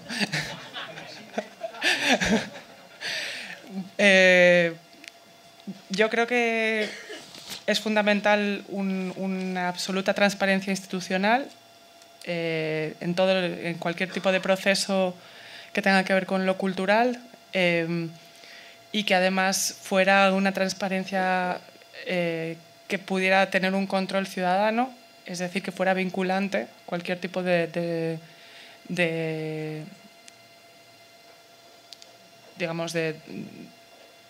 delito o de mala praxis con respecto a ese ejercicio de la transparencia. Lo digo porque como periodista es algo que me encuentro, como periodista cultural, es algo que me encuentro diariamente intentando ejercer mi profesión. Es la absoluta opacidad de todas las instituciones, ya las privadas ya lo presupongo, pero además las públicas. Hace poco en una charla con un miembro del Partido Conservador de Convergencia y Unió, yo le comentaba que no había podido conseguir a nadie que me diera los datos de cuánto había costado la última campaña de Barcelona, que es Barcelona Inspira, esta especie de delirio donde todo es inspirador en la ciudad. Y me dijo que claro, que bueno, que no los tenían. Y esa era la respuesta del Ayuntamiento de Barcelona. Entonces, eso es algo que nos encontramos los periodistas diariamente, que nos dificulta mucho ejercer el papel realmente, ¿no?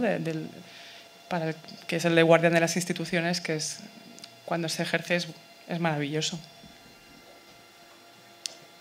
Giras el micro como el marrón es tuyo, ¿no? A ver si no se cae esto.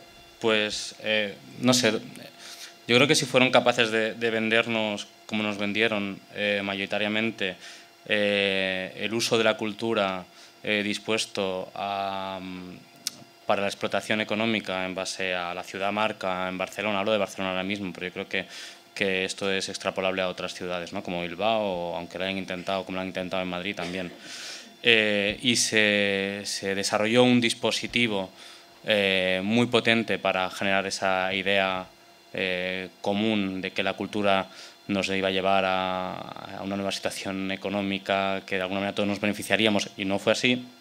Lo que tenemos que hacer es encontrar, rascar un poco, comentabas la cultura popular, en algunos de los valores que suelen estar en la cultura popular, ¿no? Y hablo básicamente del valor de uso de la cultura frente al valor de cambio.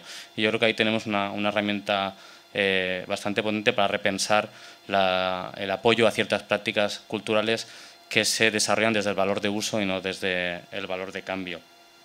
Hay una cita de Raymond Williams que me gusta mucho, que dice: construir una nueva sociedad significa descubrir y construir significados y orientaciones comunes. Yo creo que esa es un poco la tesitura a recorrer, ¿no?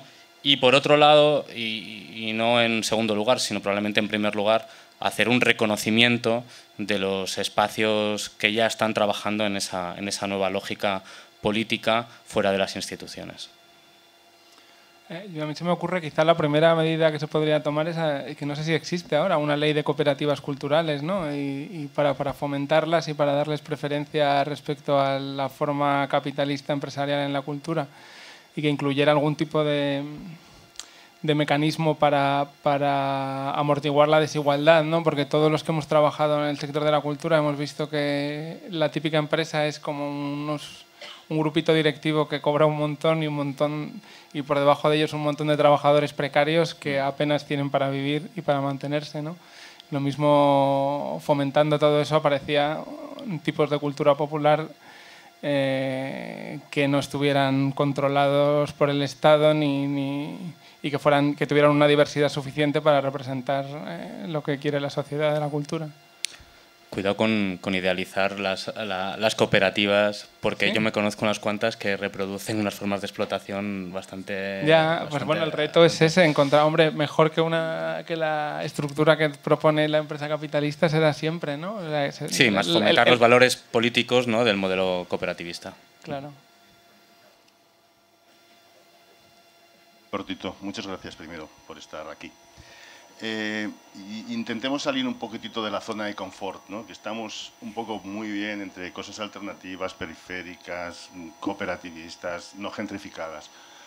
¿Cómo de hipster son los 40 principales? Y Kiss FM. No, hablemos en serio de eso. Es decir, la gente sale a bailar por manadas, haga y diga lo que diga la prensa cultural, crítica. Entonces hablemos de eso. Es decir, la gente escucha masivamente los 40 principales, Kiss FM, Cadena 100, y eso es la construcción del gusto. Ese es los mecanismos de construcción del gusto que nos han dado lo que nos están dando. Me parece bien hablar de todo lo que estamos hablando, pero miremos a eso otro. ¿Qué tenemos que decir de eso? ¿Sabemos algo de eso? ¿Nos preocupa algo de eso? ¿Tenemos alguna posición frente a eso? ¿Qué vamos a hacer respecto a eso? Porque me resulta ciertamente confortable autoflagelarnos de esta manera, decir, solamente es interesante lo periférico, solamente hay que mirar a lo que es alternativo para que luego sea institucionalizado, como decía Ricard, me parece que se llama. Es decir, reflexionemos mínimamente respecto a lo realmente hegemónico.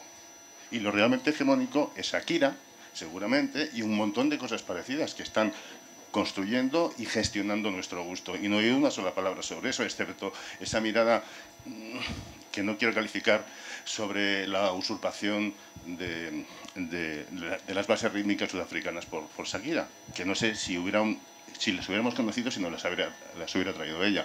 Detesto a Shakira, por otra parte, ¿vale? Pero quiero escuchar una reflexión sobre eso que no la he escuchado. Saliendo, insisto, de la zona de confort esta en la que nos habíamos instalado. Creo.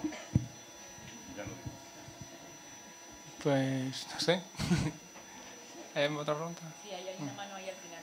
¿Aquí? Sí, que tú has hablado ya. Acércate, por favor. Es que el cable... Hola, el cable de sirve. Vale, perdón.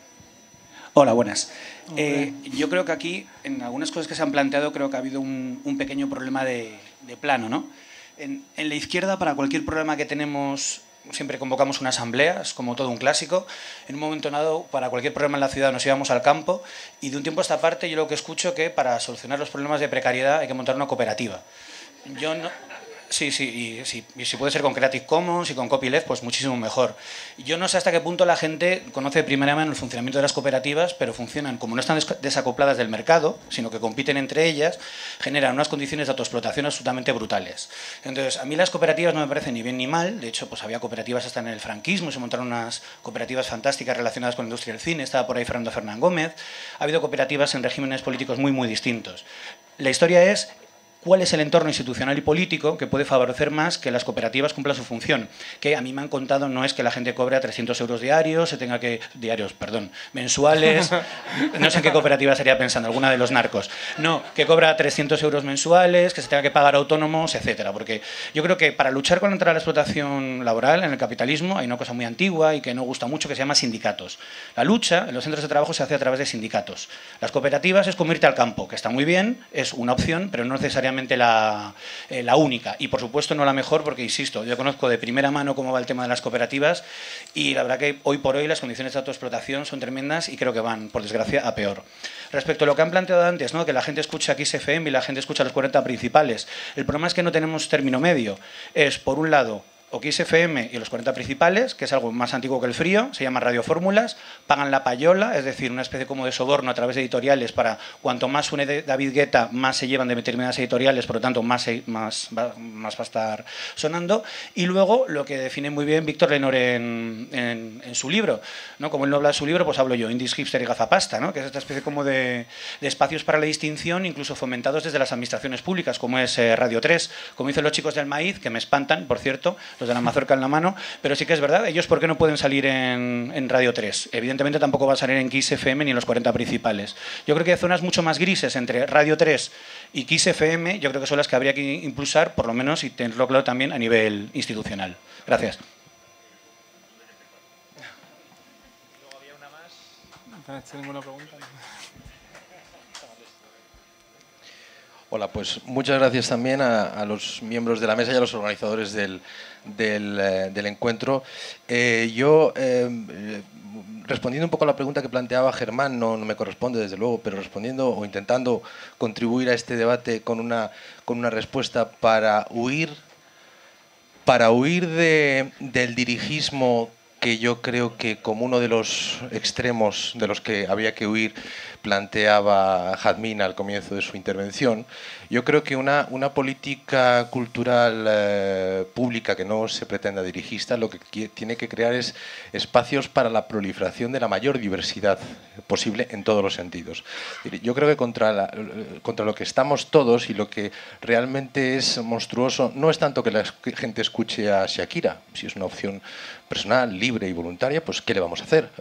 Discreparemos algunos en términos estéticos, pero no tenemos nada que reprocharles. El problema es que solo puedan disfrutar de Shakira porque no tienen posibilidad de acceder a otro tipo de música o a otro tipo de propuesta, ¿no?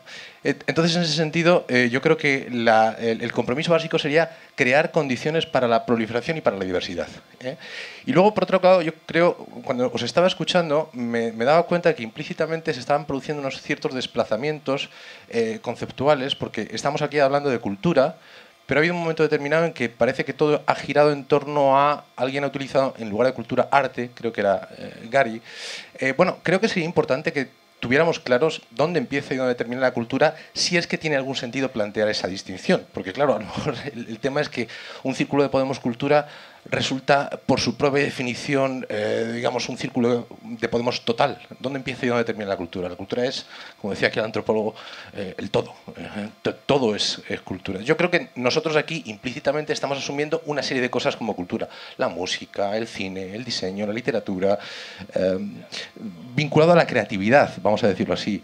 Pero yo creo que un círculo de Podemos de cultura tiene que entender que además de la creatividad, la cultura sobre todo es el lugar donde la gente tiene las condiciones para desarrollar sus potencialidades de todo tipo, creativas, sociales, estéticas, filiales incluso. La cultura es un lugar de encuentro común, ¿no? Y en ese sentido yo creo que habría que también digamos, intentar establecer mediaciones entre esa suerte de oposición que se ha planteado, por un lado, consumo individual versus experiencia comunitaria. Primero, cada vez que uno en su casa, en su habitación, encerrado, está consumiendo algo, está teniendo una experiencia comunitaria, porque lo que está consumiendo ha sido el producto de una serie de gente, de una serie de ideas, de una serie de tradiciones que están, por así decirlo, decantándose en ese instante, y uno lo está viviendo personalmente, por supuesto, pero a través de ese consumo están entrando, por así decirlo, si me apuráis, la historia entera de la música. No estás oyendo a Joy Division, estás oyendo la historia del rock and roll en su conjunto. Y por el otro lado, la experiencia social comunitaria, si al final no acaba afectando de algún modo a la conciencia particular e individual de un sujeto, pues deja de tener también sentido. Con lo cual yo creo que esa oposición entre lo individual y lo comunitario debía de algún modo superarse o mediarse. Pero en todo caso, ya digo, mi propuesta o mi invitación es a que reflexionemos sobre crear condiciones para la máxima diversidad, la máxima proliferación de formas, de tradiciones, de experiencias posibles.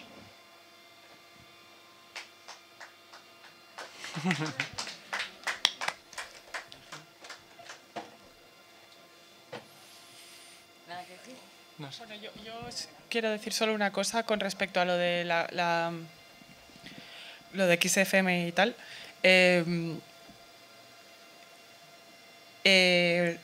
Como periodista cultural, creo que uno tiene que cubrir e interesarse por todo aquel fenómeno cultural que tiene, o sea, que cumple. Uno tiene que ejercer su papel de cumplir con la obligación de informar. En ese sentido, que es una cosa que se discute mucho en relación a lo del gusto, ¿no? Que es un poco por lo que Víctor también en el libro apunta, bueno, dice directamente y dispara, es que no puede ser el gusto de un crítico el que dicte los gustos de los medios de comunicación, y por tanto lo que se intenta generar como esta especie de distinción. Yo no puedo ir más allá en el sentido de que porque tampoco sé muy bien por dónde iba la cosa, si era por legislar alrededor de estas empresas, o sea, de los medios masivos de comunicación.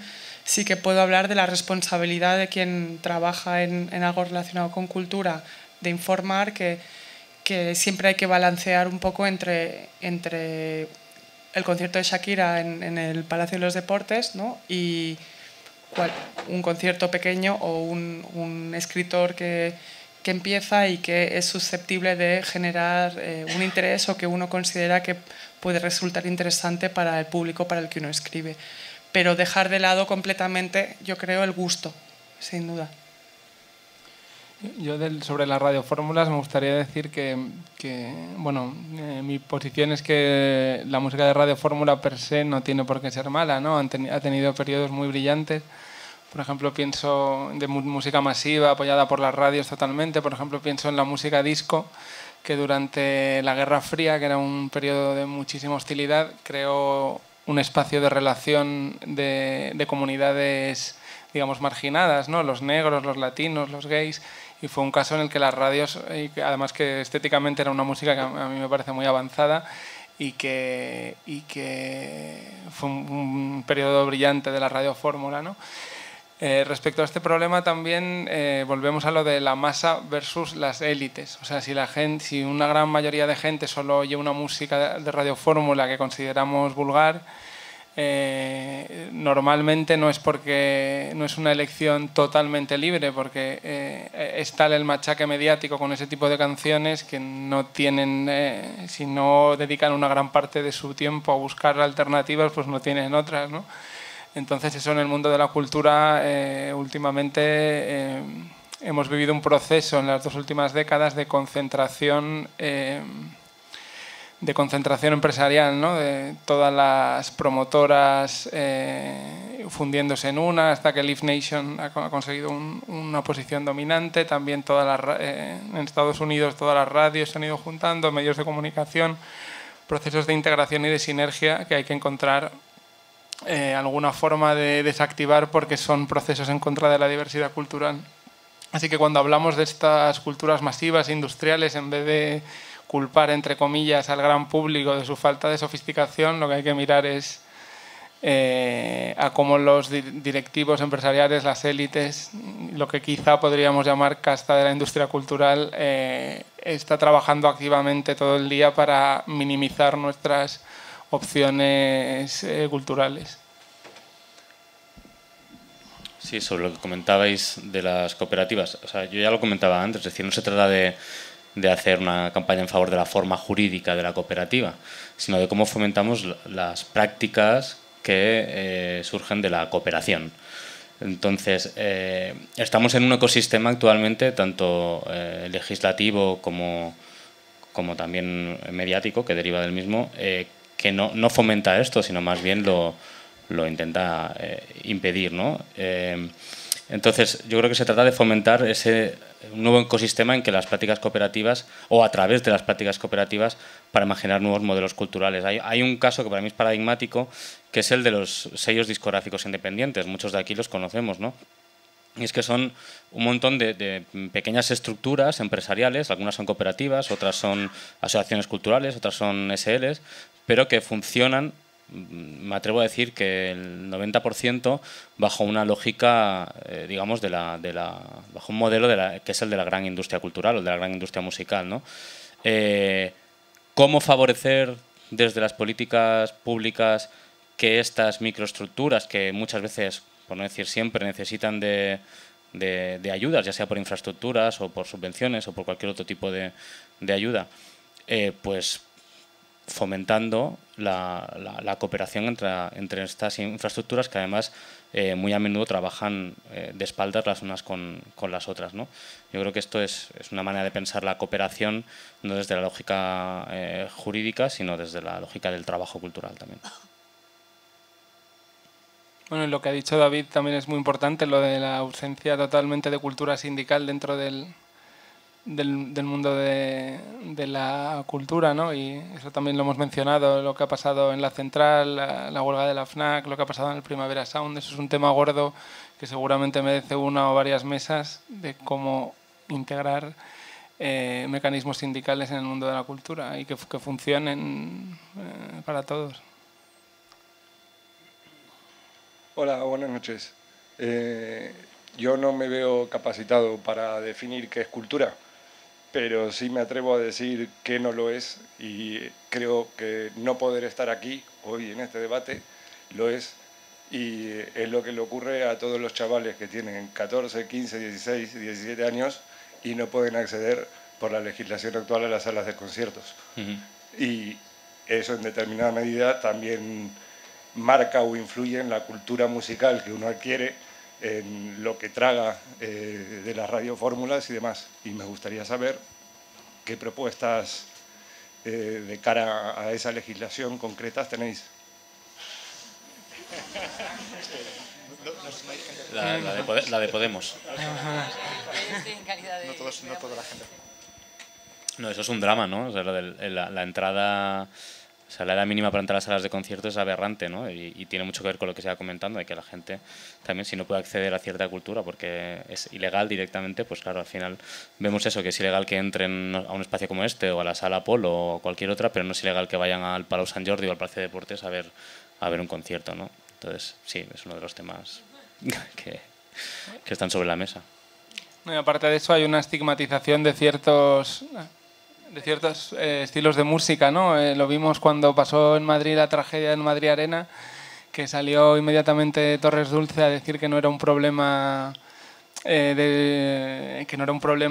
tanto de la estructura cultural de Madrid como un problema de las familias desestructuradas que dejaban que sus hijos fueran a conciertos de música electrónica, ¿no? O sea, una declaración aberrante totalmente que no tuvo ninguna réplica en los medios, ¿no?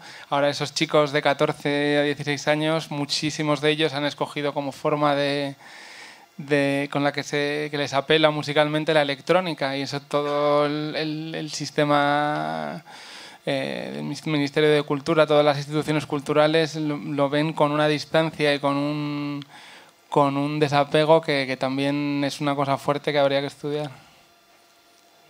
Hola, buenas. Yo tenía una pregunta, tampoco soy un especialista en el tema, pero es bueno que se haga mala tele y que se haga mala música y que se haga mal cine, ¿no? Quiero decir, si tenemos que tener una industria que dé trabajo a todos los trabajadores y las trabajadoras, tenemos que tener una industria que también haga cosas malas. El caso de Corea es paradigmático. Tuvo una crisis económica, en los 90 el gobierno empezó a meter pasta en el audiovisual, pero hacían teleseries para quinceañeras que han triunfado muchísimo, pero crea un tejido industrial que creo que en España lo tenemos un poco tocado. Entonces, quiero decir, es muy importante que se hagan el Puente Nuevo, las series del Puente Nuevo, las series de sobremesa. Es importante que se haga Quién se quiere casar con mi hijo. Es importante que se haga, que salgan productos musicales para que los músicos de estudio pues tengan una semana de trabajo pagado. Es que no sé si lo veis así, no sé qué punto de vista tenéis a ese respecto, de que la cultura masificada, incluso muy superficial, pues da de comer a muchísima gente. Yo estoy totalmente de acuerdo. Quiero decir que por eso no quería hablar de gusto. Quiero decir, lo que a mí me guste o me deje de gustar no es importante. Y creo que el Estado, que tampoco deberíamos saber cuáles son los gustos del Estado con respecto a cultura o no. Simplemente que legisle para que se pueda hacer cultura. Entonces, no... Es decir, si no es que vamos a estar estancados, ¿no?, con el tema de alta, media y baja cultura perpetuamente. O sea, realmente no es importante, al menos no para mí.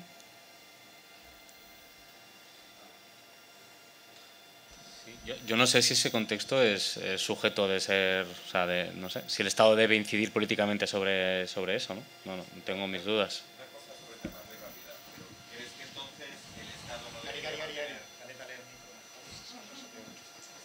Tema que, bueno, realmente la pregunta que he hecho antes de Joy Division y demás, en el fondo iba por ahí. El arte, realmente hay unos cánones que están reconocidos por el Estado y hay una especie de cánones clásicos que hacen que existan cosas como el Museo Nacional de Arte, que haya determinados artistas que son un patrimonio que el propio Estado te enseña desde que eres pequeño en la escuela. Nos lo cargamos todo para que las comunidades que van haciendo entramos en una especie de relativismo universal, digamos. Es que yo creo que al final llegamos a esa conclusión con esa postura. Es decir, si nos negamos a que haya cánones para el presente, también nos negaremos que los haya para el pasado. O tenemos aquí una especie de doble moral. Los museos sí, pero la cultura actual, bueno, Shakira te gusta, pues está bien. A Instrucción de Neubauten, bueno, está bien. No sé. Es que yo creo que es un problema, yo no tengo la respuesta, pero creo que es un problema que se escurre bastante el bulto. Perdona que me haya colado. Bueno, no sé, o sea, yo lo que me refiero es que evidentemente hay unos cánones que están establecidos al menos desde el siglo XVIII, ¿no? Pero me refería más bien al debate en torno a la alta, media y baja cultura de perpetuar el tema sobre el gusto. Básicamente a eso. Es decir, el Estado para mí tiene que generar las infraestructuras necesarias para que los ciudadanos puedan hacer cultura. Y creo que el debate que tú planteas es mucho más peliagudo y... Sí. Puede ser, sí. Yo creo que hay una cosa muy importante así como para pensar, porque os estamos dando como una especie de responsabilidad, ¿no? Y vosotros qué vais a hacer sobre, y yo creo que aquí lo que hemos venido es a intentar pensar la cultura. Es la educación, ¿no? Cómo ha habido una serie de políticas y de recortes en la educación que se han cargado el acceso a la cultura en la educación. O sea, en el colegio, en el bachillerato, ya en las universidades no quedaba mucho, pero no hay ningún tipo de educación para la cultura. O sea, no hay teatro, no hay música en las aulas. Los profesores o monitores que imparten estas asignaturas es gente que no está cualificada, son actividades que suelen costar dinero, extraescolares. Entonces yo creo que para empezar a pensar, y además hay una serie de generaciones que vienen ya con eso, o sea, porque yo sí que estudiaba más música, teatro en el colegio, pero mis hijos no, mis hijos lo que yo he podido pagarles. Entonces habrá muchos niños y niñas que eso no hayan podido estudiarlo, y eso va en su gusto, en sus elecciones y en su manera de expresarse. Entonces yo creo que es desde ahí, desde donde hay que repensar el problema de la cultura. Y luego otra cosa que también a reflexionar es que los trabajadores de la cultura, las trabajadoras de la cultura, estamos en peligro de extinción. Entonces, otra cosa a repensar es cómo podemos hacer, ¿no?, para empezar a generar, ya no sé si cooperativas, porque la cooperativa es, venga, ahora voy a autoexplotarme y voy a trabajar 12 horas por 1.000 euros, pero como estoy trabajando para mí, pues no pasa nada. O sea, cómo desde las instituciones podemos repensar políticas para que eso no pase. O sea, desde el mundo de los actores y las actrices, que es del que yo vengo, hay un 80% de paro. Eso quiere decir que de ese 80% de paro probablemente un 60% desista y no vuelva a trabajar en la cultura nunca más. Y gente con mucho talento, porque eso no quiere decir que no sea gente con mucho talento, con lo cual es una pérdida de talento y de tejido cultural. Entonces eso también es algo que hay que empezar a repensar. Nada más. Entre todos y todas, no vosotros, por favor. No, yo estoy totalmente de acuerdo que tendemos a pensar como Hay una más, perdón. Estamos empezando a acercarnos a la hora límite, entonces, si os parece, quienes queráis hablar, hacedlo ya. Quedan ahora mismo 2 personas, 3 personas, 4 personas. ¿Alguien más quiere hablar? ¿No? Bien, pues entonces las 4 personas que quedáis, haced vuestras preguntas, bueno, vuestras reflexiones y vamos cerrando. Tenemos tiempo de sobra para responder, pero para no volver esto indefinido. Estabas tú, ¿verdad? Luego tú y luego ella. Vale. Bueno, de manera muy breve, ya que estamos hacia el final. Veo que se abren muchas temáticas. Yo sigo insistiendo, como en una reunión que tuvimos hace bastante, que veo que el fundamento de lo que es cultura, pues todavía está ahí un poco, digamos, a definir. Cultura, pues bueno, hoy estamos en cultura, estamos haciendo cultura.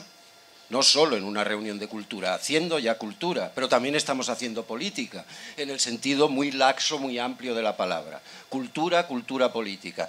Habéis sacado también el tema de la individualidad versus lo social, la individualidad del artista, tema fundamental. Cómo se relaciona el individuo narcisizado en esta sociedad con lo que es la sociedad. Habéis sacado también el tema del gusto. El gusto es nodal si somos parte de una periferia dentro de una globalización, una periferia, un limes muy lejano de los centros de poder. La Europa del Sur, la Europa que escucha y tiene oído para los grandes amplificadores germanos, sajones, etcétera, etcétera, que en música iría de manera central a pensarlo. Y por lo tanto el gusto importante a pensarlo, puesto que es concreto del siglo XXI, 2014, España situada donde está. Voy rápido, ¿no? Ah, creí que había que agotar.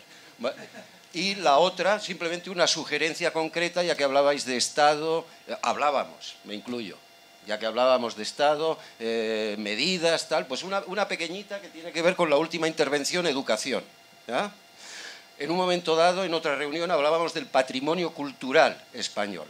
El patrimonio cultural español, hasta que no veamos que también son las torres horribles de Benidorm, el destrozo del Mediterráneo, no entenderemos lo que es cultura. Bueno, lo he dicho de una manera excesiva, como poseyendo verdad. Ciertamente, quiero ir rápido. Hay que entender que la forma del patrimonio también incluye esas barbaridades cancerígenas con las cuales nosotros estamos recuperando salud hoy en día, a partir de lo que hay. Y terminando ya, concreto del Estado, el Estado tiene infinidad de teatros puestos dentro de la red de educación pública española hoy. Cada centro de enseñanza media tiene un teatrazo, colegios tienen teatros. Bueno, pues una medida sería, dentro del presupuesto de cada uno de esos centros, pues que obligadamente al año, como mínimo 2 actos pagados a grupos de teatro o musicales o lo que fuera, para que nuestra compañera no tuviera que buscarse la vida desde el cero y desierto absoluto.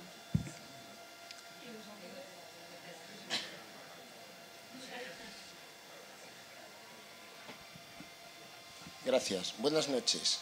Me gustaría haceros algunas apreciaciones. Yo también trabajo en el mundo de la cultura. La primera es que una organización política o que las administraciones públicas impulsen unas formas culturales frente a otras, como se ha señalado, es dirigismo, y eso siempre llega a la misma, que luego al final trabajar no está ligado a la excelencia profesional y sí a la cercanía a los centros de poder. Y en el caso de esas formas culturales es a la sumisión del poder, porque al final es uno que es de mi ideología va a trabajar aunque sea un mediocre, y este que es un borde no va a trabajar.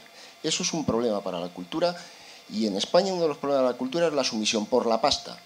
Porque aquí al final, como todo se ha hecho había administraciones públicas, al final si tú te meneas no trabajas. Lo segundo, una organización política no debía olvidar lo más importante en cultura, que creo que de momento se está olvidando, como se olvidan todas las organizaciones políticas, y es lo siguiente. La cultura, desde un punto de vista político, tiene que ser, sobre todo, un mecanismo de igualdad básica entre ciudadanos, igual que la educación y la sanidad. Y os voy a dar un ejemplo. En deportes hay quien dice que hay 3 clases de deporte: de base, profesionales y de élite. En cultura también hay una cultura de base, y es importante impulsar conservatorios, no para crear grandes músicos, sino para que la gente pueda tener la oportunidad de aprender música. Eso es la cultura de base, y no debe una organización como esta hacer como otras organizaciones, olvidar la cultura de base. Y sobre eso, porque eso ofrece un desarrollo integral al ciudadano, crea ciudadanía, tanto como la sanidad pública, y sobre eso está el segundo nivel que se ha hablado, que es muy importante, el de la industria. La cultura es el 4% del PIB español, una ridiculez habida cuenta de que somos el segundo país con el patrimonio cultural material y inmaterial más grande del mundo, solo después de México. Pero la industria es el segundo nivel, porque lo primero es crear los mecanismos de igualdad básico entre los ciudadanos.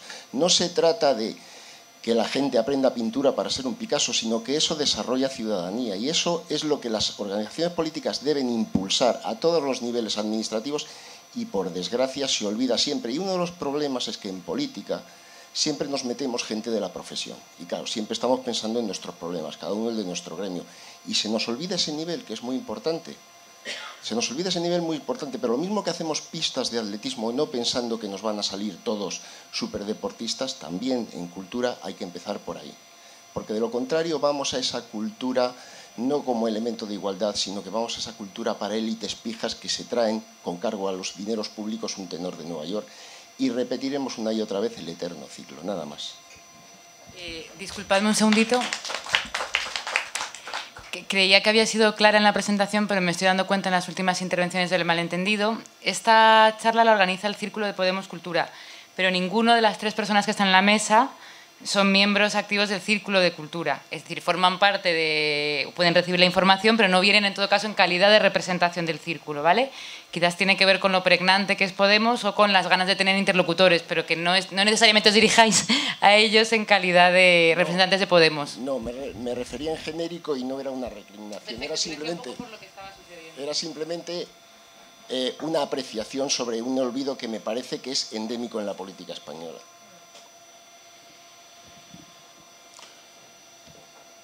Bueno, pues con todo esto me parece muy bien. Yo simplemente, la verdad que antes he hecho unas preguntas, pero nadie me ha respondido porque hemos pasado a otra persona. Da igual.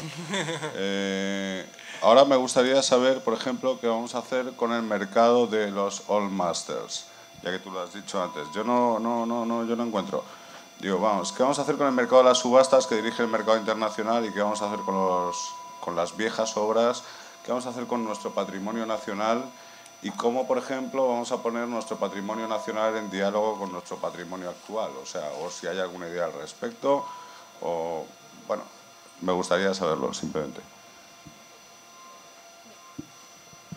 Hola, buenas noches. Bueno, yo para terminar me gustaría que sacáramos a la palestra que cultura y educación no pueden ir nunca separadas. O sea, cultura y educación tienen que ir de la mano, porque una cultura de calidad siempre tiene que estar dictada por una educación también de calidad.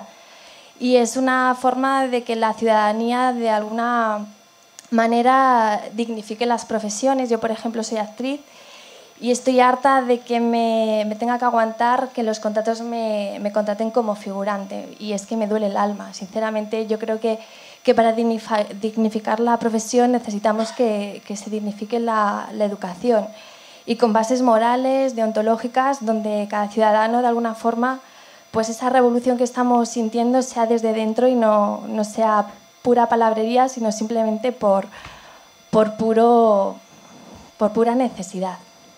Bien. Nos quedan 10 minutos más o menos para contestar las preguntas. Bueno, yo solo quiero decir una cosa de esto que ha salido de que hay que incluir la educación dentro de la cultura, ¿no? Obviamente es así y hay ejemplos, por ejemplo, yo escribo sobre todo sobre música, hay ejemplos muy claros de cómo ha funcionado bien esa simbiosis, ¿no? Ahora hay un montón de grupos de rock y de pop muy exitosos que son los que son cabezas de carteles en festivales como el Benicassin o Primavera Sound, que como han crecido es en el circuito del rock universitario estadounidense, ¿no? Son universidades privadas que todas tienen su auditorio, que tienen una radio para los estudiantes y que se ha demostrado que es un sistema súper eficaz a la hora de difundir una música variada y democrática, en el sentido de que son los estudiantes los que se reparten los programas y cada uno tira por donde más le gusta y al final pues lo que gusta a los demás pues es lo que acaba siendo conocido. Si ha funcionado en este circuito de universidades privadas, no hay ninguna razón por la que no pueda funcionar en el de las públicas y obviamente tendría que aprovecharse más. Vale, yo voy a contestar un poco a las cosas que creo que puedo contestar o bueno, dialogar. El tema de la educación que ha salido un par de veces me parece fundamental. No es casualidad que no se ha reconocido como sector, o sea, como grupo de educación, al menos en Cataluña, lo que va entre la educación entre 0 y 3 años, que se considera que eso es guardería, pero no es calidad de educación, o sea, no se le da el estatuto de educación, y es una de las razones por las cuales una de las marchas amarillas de educación fue tan importante allí, ¿no? El hecho de intentar obtener un reconocimiento, así que estoy totalmente de acuerdo. A quien hablaba de la precarización, hola, somos periodistas, al menos dos, esto es un drama social,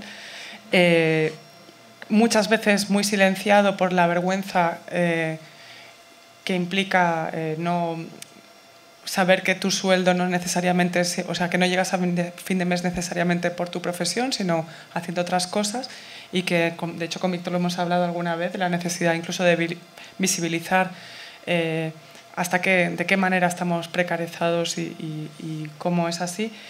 Y por último, como periodista y no miembro de Podemos, para que quede bien claro,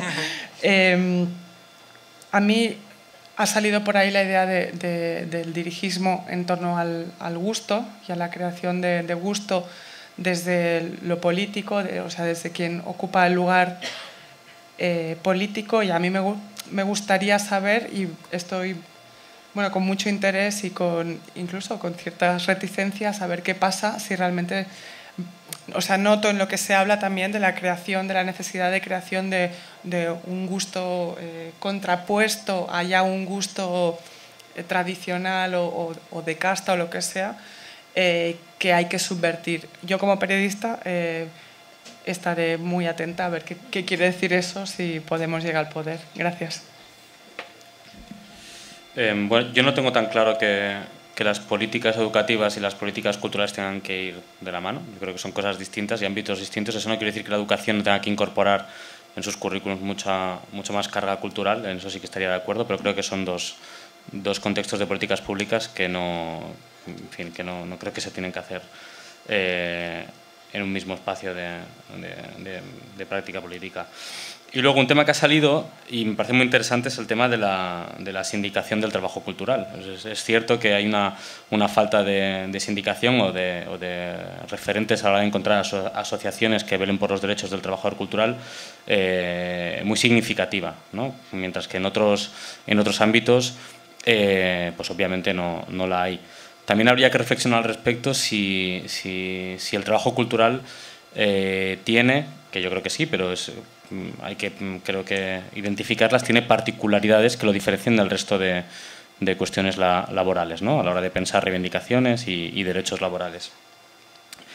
Y de la mano de esto yo creo que uno de los problemas que hay en torno al trabajo cultural es que muchas de las asociaciones que hay, que en teoría velan por los derechos de algunos trabajadores culturales, pues tienen un perfil enormemente de sindicato vertical, ¿no? En el caso de la música es paradigmático. No digo que las GAE sea un sindicato, pero sí que defiende esta idea de que es la entidad que defiende los derechos, más allá de los derechos de autor, los derechos generales del trabajador de la música, y es una entidad que obviamente está sujeta a unos intereses pues que vienen marcados por la industria cultural. Entonces me cuesta mucho pensar que sean los mismos intereses los de la industria cultural que los del trabajador cultural.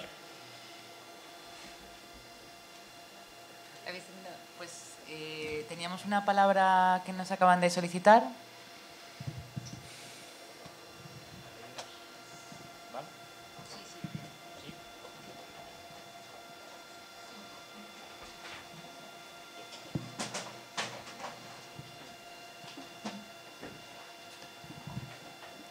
Muy breve. No es una cuestión de gusto, sino de cómo se maneja ese gusto. Es decir, no estoy hablando de cada uno que le guste lo que quiere, pero tengo que decir que, y aquí hay profesionales que lo saben muchísimo mejor que yo, que esa programación musical de las grandes emisoras está absolutamente colonizada por 2 compañías multinacionales, o incluso una a veces, o 3, ¿no? Son 3 exactamente. Es decir, que eso sí que es dirigismo. Pues, no, Sony, seguramente, y no sé cuál será la otra. Warner, es decir, pero eso sí que es dirigismo. Es decir, y también quiero decir que la construcción de la posibilidad de la diversidad, con la que no puedo estar de acuerdo, que ha dicho antes un nombre ahí detrás, no viene del cielo. Es decir, hay que hacerla, hay que construirla. La neutralidad no es posible, porque la mano mágica del sistema y del mercado deviene en que Warner y Sony deciden lo que hay que escuchar, solo Sony y Warner. Entonces, ¿cómo construir mecanismos para dar esas posibilidades de la diversidad y de la proliferación? Pero eso no es gratis, eso es hacer política, porque si no lo hacemos, nadie, y desde luego no los otros, lo van a hacer. Es decir, que no es una cuestión de gusto individual o personal o de sensibilidad, es otra cosa, es política y es economía política de la cultura.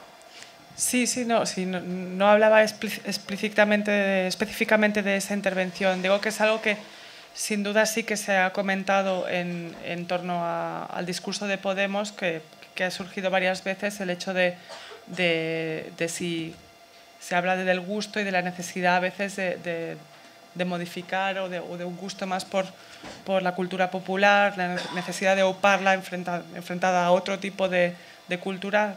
Bueno, vamos, yo lo he leído varias veces y entonces nada, planteo que será interesante ver hacia dónde evoluciona esto para mí como periodista. ¿Tenéis algo más que añadir? Bueno, pues entonces vamos a dar por finalizada la mesa de hoy. Muchísimas gracias a los no miembros de Podemos que han asistido a esta mesa y queríamos deciros simplemente que esta es la primera mesa de una serie de charlas, digamos, permanentes. Es decir, tenemos la vocación desde el Círculo de mensualmente constituir o crear un espacio como este que nos sirva para pensar las cuestiones relacionadas con la cultura. En concreto, si no me equivoco y si no me corregirán, el mes que viene estaría dedicado a la música, ¿no? ¿Es así? Pues estaría dedicado a la música y todavía estamos por cerrar las personas que van a asistir. Así que muchas gracias de nuevo.